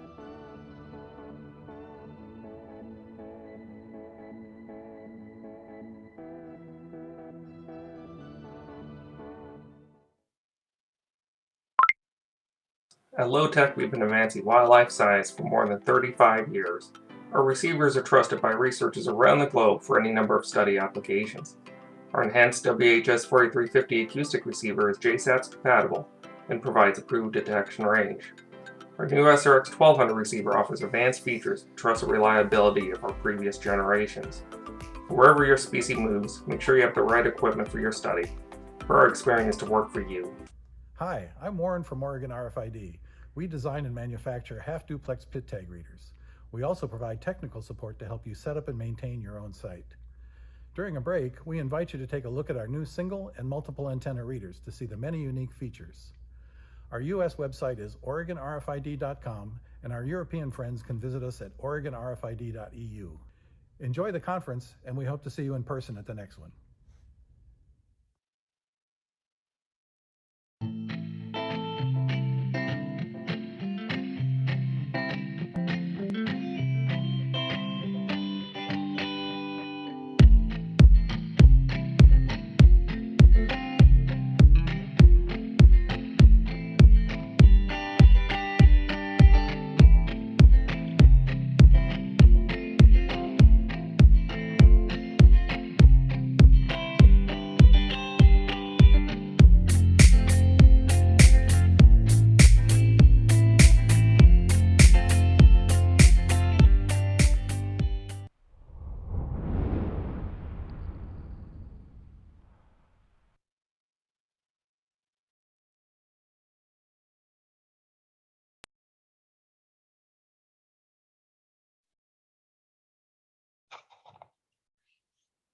Okay, we are going to the final panel discussion.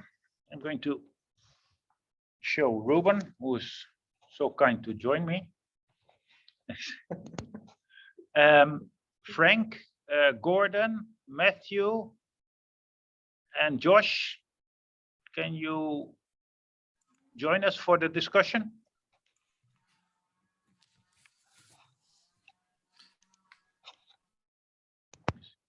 Wait. Why is it not? Okay, that's good. Shall we start with the poll? Yeah. I would like to have the poll to start with today. I think the first question was quite clear. That was dam removal or barrier removal, but the second one was already interesting. Let's see. There we go. I hope everyone can read it. Yes. Okay. How frequently should fish passes be evaluated to ensure performance, meeting expectations? When the poll was open, I saw every 3 years or continuously. And in fact, in reality, we see that many of the fish passes are only evaluated once, and then they get the credit on working or not working. Would any of you like to respond on this response from the participants? How often you think, in your opinion, fish waste should be evaluated? Who can I give the floor? Okay, Josh. Yeah, you can, if you raise your hand or something like that. I did, and then my screen froze. But I think none of these answers work for me, because I feel like at first, when you install the fishway, there should be incredible scrutiny about how it's working, what the flows are like, how it came out. So I think the first 3 years to capture a variable amount of flows would be really important. So not every 3, but all of those first 3 years. And then maybe if you get a track record that it's consistent through that time, even with variable weather, which is very variable these days, that once you have a track record, then I think an annual monitoring during the migration of species that are having the most trouble would be important. Okay. Okay, thank you, Josh. Gordon would like to respond.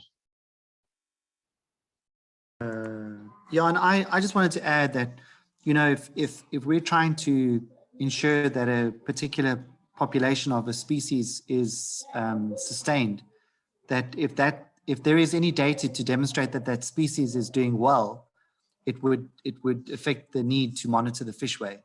As soon as you start to see the problem of that particular species that you're interested in protecting declining or deteriorating, it would necessitate you then going back to the fishway as well. So I think there's a bit of a problem scale consideration here is what is the problem and how big is that problem? Yeah, yeah. And then, However, I can feel it. So it would be more a risk-based strategy. How sure you are that it's working or not working, and that determines whether you have to go back or not. Is that correct, Gordon? Yeah, definitely. And I agree that, you know, what we find here is that we have these fish passage or fishways designed and built, and often not built correctly, and they're never evaluated. So we consider the fact that a fishway occurs in a system to be the solution, and we still then see that the populations decline. The objective of river management and these measures should be that the populations return and the populations are healthy and the populations are stable. And what is required to ensure that, whether it's monitoring fishways and or then to find out what else might be driving the community or that population should be addressed. Yeah. I think there's another aspect to that we all need to consider, and that's the migratory guilds of species. So, you know, this might actually work with long distance diadromous species, but potamodromous species living in the system might not be affected by a non-operational fish pass at all. And you wouldn't be able to necessarily measure the fish ecological impact of the fishway, because they might just go somewhere else, right? Yeah, it's more complicated when you have multiple species that all depend on the fishway. Then the answer for one fish doesn't necessarily mean that it's also correct for the other species. Yeah. Somebody else would like to have a final word on this? If not, then the next questions to the poll. Sure. That would be that one here. Yeah, that deals with hydropower turbines, which are fish safe. It says that fish safe, make downstream bypasses unnecessary. And we admit it's a provocative question. Yes, yes, but the audience more or less completely disagrees to this statement. Mm-hmm. Well, you could consider that a bypass is a symptom treatment, while having a fish-safe turbine is really treating the causes. So I would be interested to hear your opinions on this result from the poll. That's a good way to phrase it. Okay, Gordon, please. I think again, I am not aware of experiences where they've been proven to be effective.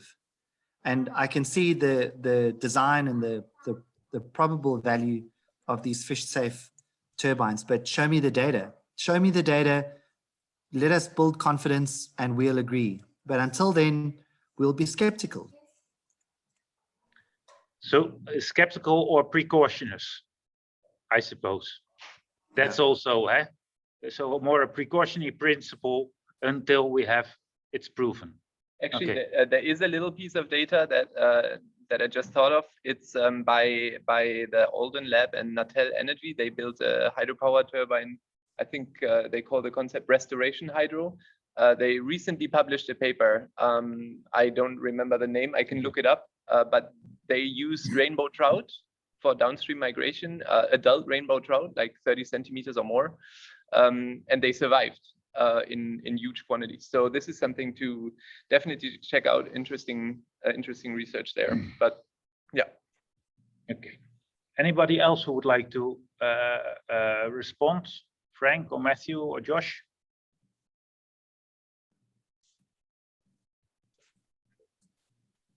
I think Matthew is Yes, Matthew, please. Yeah, just a comment. I mean, we don't deal with a lot of hydropower turbines in South Africa here, but we do consider that an overtop spill weir is enough for dedicated downstream bypasses, and we haven't fully evaluated that either. If that's actually completely effective for downstream migratory fish. So, yeah. So you're saying there might be quite a simple solution to address this by having an overtopping weir. Is that correct? Well, that's how we perceive it in management here in South Africa, is that an overtop weir is efficient for downstream migratory movement. So where we do have fish passages up, they're mostly constructed for upstream migration, but they're not considered for downstream migration at all. So a fish-safe hydropowered turbine would actually be better than what we've got at the moment anyway. Okay. The weir overshot is only periodically, right? It's not continuous, so not necessarily, at least. Can I add to that? Is that this is very new for us in Africa, because we've just initiated hydropower dam development and trying to understand the consequences of these developments on upstream and downstream migration. So it's very difficult for us, because we are tracking the progress and the science of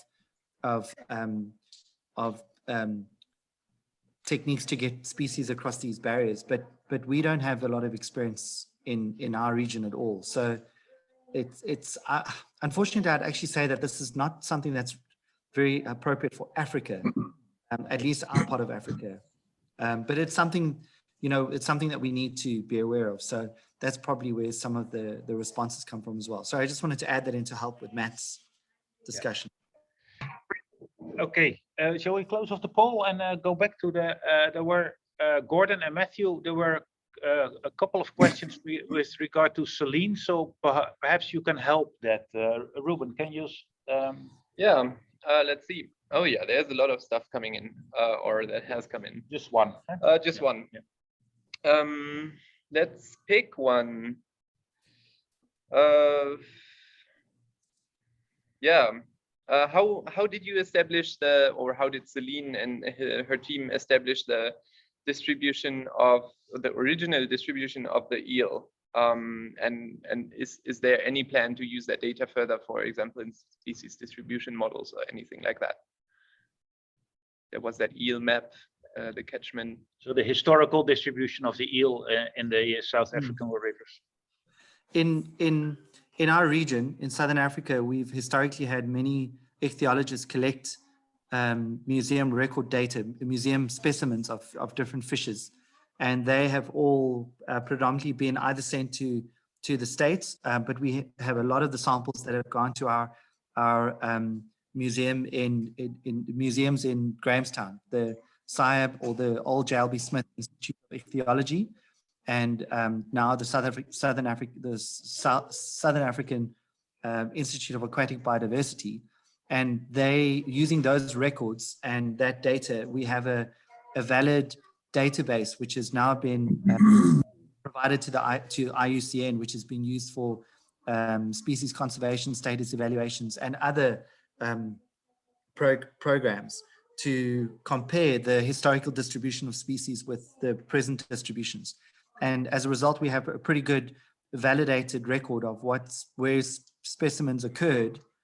So I think between, I'd say, the 60s and the 1990s, scientists were very actively collecting specimens across our region. And we have a lot of good data, and we're still contributing to it. But I think that the number of scientists who are available to contribute to that now is minimal. It would be crazy to suggest that all this work was done between the 60s and say the 1990s, and we're not doing much of it anymore. And that is because for many reasons. And I think one to throw out there is that there was a phase where fisheries departments in South Africa in particular were promoting the distribution of indigenous and alien fishes, and promoting the recreational angling and fish for consumption programs, for example. And there was a lot of interest in fish. And departments had lots of stakeholders. There were lots of resources available. And as soon as they started becoming more conservationally aware, they stopped distributing species. And the unfortunate consequences of that has been that we've lost the resources for fisheries and for the conservation of aquatic fish. Somewhat of you've thrown the baby out with the bathwater. Mm-hmm. And now we have very, very, very few scientists working in provinces. One province, which is arguably, I've seen a recent publication that it's larger than France. We have one dedicated fisheries scientist who works for government, who's interested in the well-being of population species in that province, that whole province. And that's a trend. So we're not doing much of it anymore, but we are using it. And hopefully, we got some new fancy tools and monitoring techniques, as you mentioned, Josh, about eDNA, and that group is here working with us. So there are new methods to work on that. Lots to do. Okay. Just a tiny little comment. The chat is running a little hot right now. I'm very happy about that. We got the discussion going all right. So that's just one thing. If you want, you can contribute there. The chat is open for anyone to use. Thank you. Do you have any questions to each other, perhaps? Josh, do you have a question for Frank, or vice versa, or? Matthew had a question. Matthew?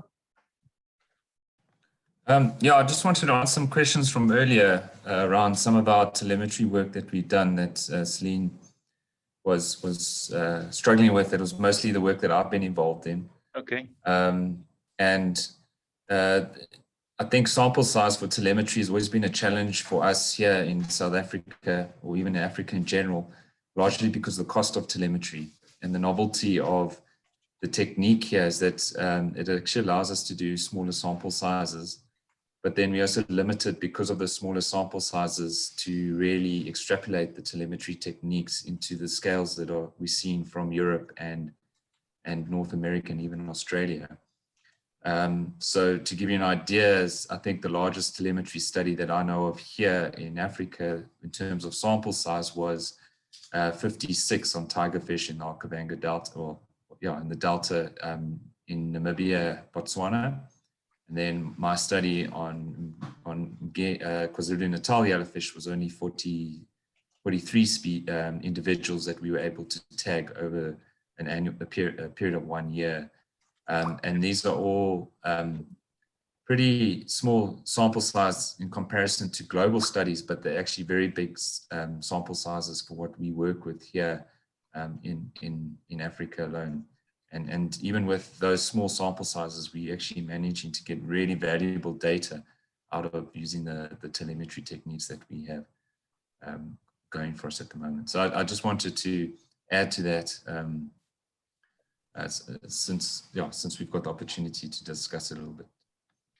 Yeah, but I think the individual signals that you get is very important to.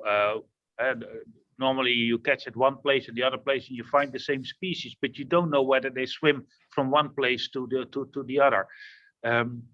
What I've seen with research from my colleagues when they had multi-annual observations on the same species, that we see strong difference in individual behavior within the same species. Do you also see that in your observations? Because that is also important, that some show short distance while other individuals show long distance migration. Do you see that also in your studies? Oh, definitely. And I think individual heterostaticity is becoming a bigger thing with telemetry studies. Some of our fish, some like outliers, so to speak, went on the tigerfish study in Namibia. We had a fish move over 100 kilometers of river reach, while the rest of the population stayed within 5 to 10 kilometers of where they were tagged. And we had similarly with our yellowfish, where some of the yellowfish moved in excess of 10, 15 kilometers, while majority of the population also remained within 2 to 5 kilometers of the reach. So as we start to fragment these populations, we reduce that kind of genetic resilience that these facultative migrators that we seem to have.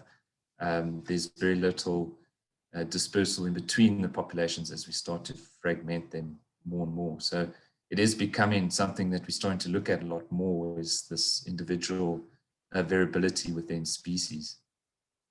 Yeah. Okay. Thank you very much. I see Josh is nodding while you're speaking that, so he's really agreeing with the statements that you're making, Matthew. I think we have to round up at this. Is there anybody who would like to make final statement or a final word on this discussion? Can I maybe just throw out like a challenge and a little bit of a request? Yes, very good. Please do so, Gordon. That, you know, we actually know quite a lot about of species that are going on in Africa, and there are a lot of ichthyologists and taxonomists working on fish. We need a lot of work still to be done. Please make no mistake that I think that we know what's going on yet. But we've got a pretty good idea of what's out there. What we really need to understand now is more from an ecological perspective, how those species are interacting with other species and the environment and how they're doing. And I think what we're doing a lot of is just trying to determine whether or not species occur in different places and trying to link that descriptively to development. What we really need to understand is real cause and effect, really get a handle on what are we changing, how are we changing it, and how are these species really responding. And instead of us taking this big, we're trying to look at all species, because I think you know, we're interested in communities. Pick some good indicators and really get some evidence on that relates to what is happening to that particular species and that particular development, because you'll be amazed at how now we're looking for real evidence that demonstrates that there is a real cause and effect relationship between a particular type of barrier development and how the fish have respond to it. And we're really struggling. So now we're going back to fundamental, you know, simple science to try and collect some data, because we need that to prove to some of the international developers and funders in particular, to show them what the potential consequences can be and what is best practice from an ecological sustainability perspective. So yeah, that's what I think that's a take-home message that I'd like to throw out. Thank you very much. Yes, I agree, Gordon. I think if we dilute our resources too much, we do not get the information that we need. So, and I think I was impressed by the presentation of Céline, and in particular that you connect observations on the environment, these flow observations, and connect that to the fish migration behavior. If we that type of information, we can connect that to fish distribution, more coarse fish distribution information, but then we can show the importance of connectivity within river basins. So thank you very much, and thank you all. This brings us to a closing of this African part of the Fish Passage 2021 webinar. I must say I have enjoyed it very much. Everything went well. We were in contact with Ethiopia, with Kenya, with South Africa, and that all we managed. So that's a plus for the technical staff here. They're right there. They're right there behind me. So you go, but there's something going behind my laptop is happening here. What we have now is there will be a breakout program, a breakout session, and also a spatial chat. The links will be placed within the chat, so you can move to that, and that will give you the opportunity to interact, also to talk. And now you could only ask your questions through the spatial chat. But before that, we will have an announcement on Fish Passage 2021, and then I will give the word to Herman Wanningen from the World Fish Migration Foundation.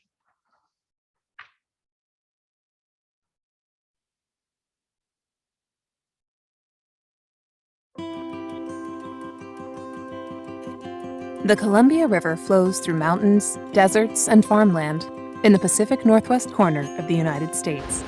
The Columbia River Basin is best known for its salmon, lamprey, and sturgeon, and the challenge to support their long migrations through a river system that has been altered significantly by humans. Its tributaries, the Snake and Yakima Rivers, converge in the Tri-Cities of Washington State.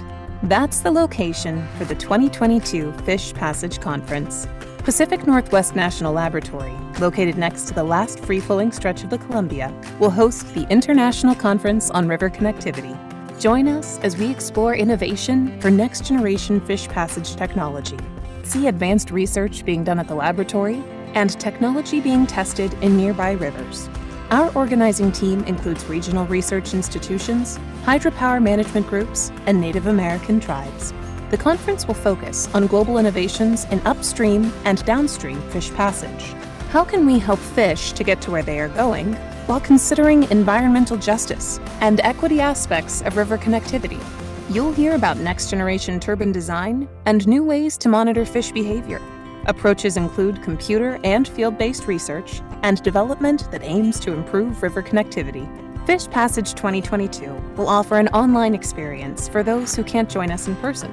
Either way, you'll have the opportunity to connect with partners pushing the boundaries of fish passage technology and policy to improve river connectivity around the world.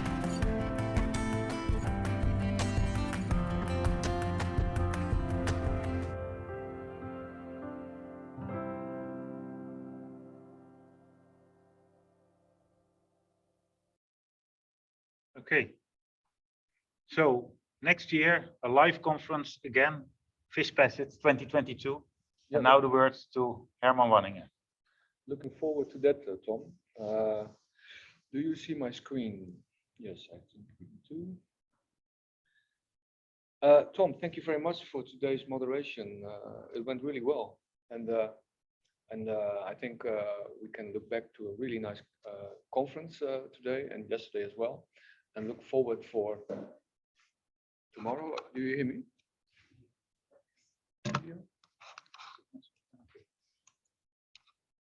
Yeah, there Okay. we are. We're back in the room. We go back a bit, okay? Yeah. You reverse your sentence, please go ahead. But our foundation is really proud that we have been organizing this conference so far, and tomorrow, and also on Thursday. So we all would like to see you again tomorrow and on Thursday. And our foundation has started to save migratory fish in rivers, and all around the world we want to connect from local to global. And I want to thank this is actually a fish that I caught, by the way, in Kruger National Park, tigerfish. It was really fun. It was together with Gordon and Robin Peterson. That said, I want to thank the presenters, the sponsors, and especially the Fish Passes Steering Group, because they gave us the responsibility and asked us to do this. And the advisory group that advised us on selecting speakers. Our foundation wants to celebrate success stories, challenges that are out there in the world. We hear a lot about new dams, we hear about downstream passage, lots of challenges, and we want to open up rivers around the world and make people proud. And that's why we are organizing another World Fish Migration Day again next year, the 5th anniversary edition, World Fish Migration Day on May 21, 2022. And we hope to see lots of events again, local events, national events, seminars, webinars, and outreach events, art events, and so on. And I can tell you that by now we have had over 1,500 events in the last 4 years in over 70 countries. And we hope to upgrade this in the next years. And our theme for next year is break free. We want to let the fish break free and swim free through the rivers. And we have asked Jeremy Wade, one of our ambassadors, to make a little video for us. So I'm going to show it, and he will invite you to join World Fish Migration Day.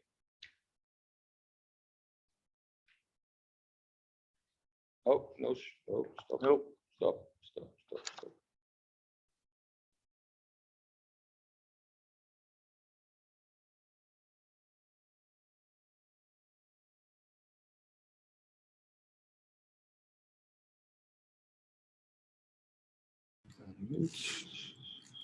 Then you have to close it down. Okay, now we're back in the room. Let me see. You still see my screen, huh? Okay, here we go. No? Okay. What he's saying is that you can do it. Shall I stop?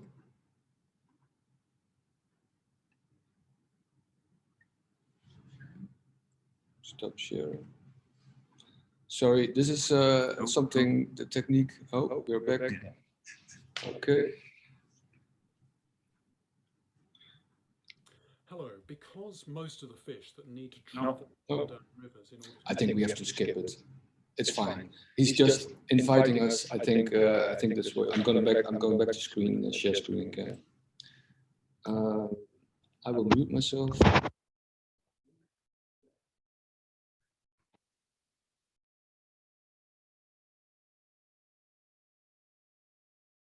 Jeremy was saying that, and actually, I think I can be really proud that people like Jeremy Wade, but also other ambassadors are around to help out and help out with social media.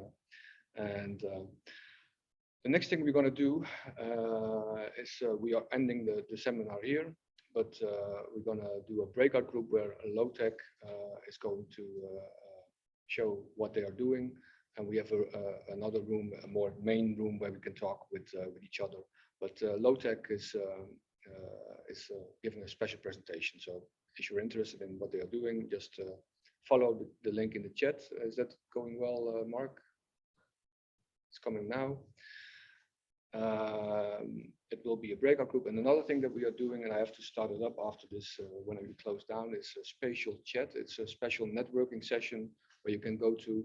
It's also being shared now by Mark. It's being shared as we speak. And I will open it up in 1 minute, and then we can do a special networking, social networking session. So thank you very much. Tom, thanks again. Yeah, with pleasure. And see you all soon. Bye-bye.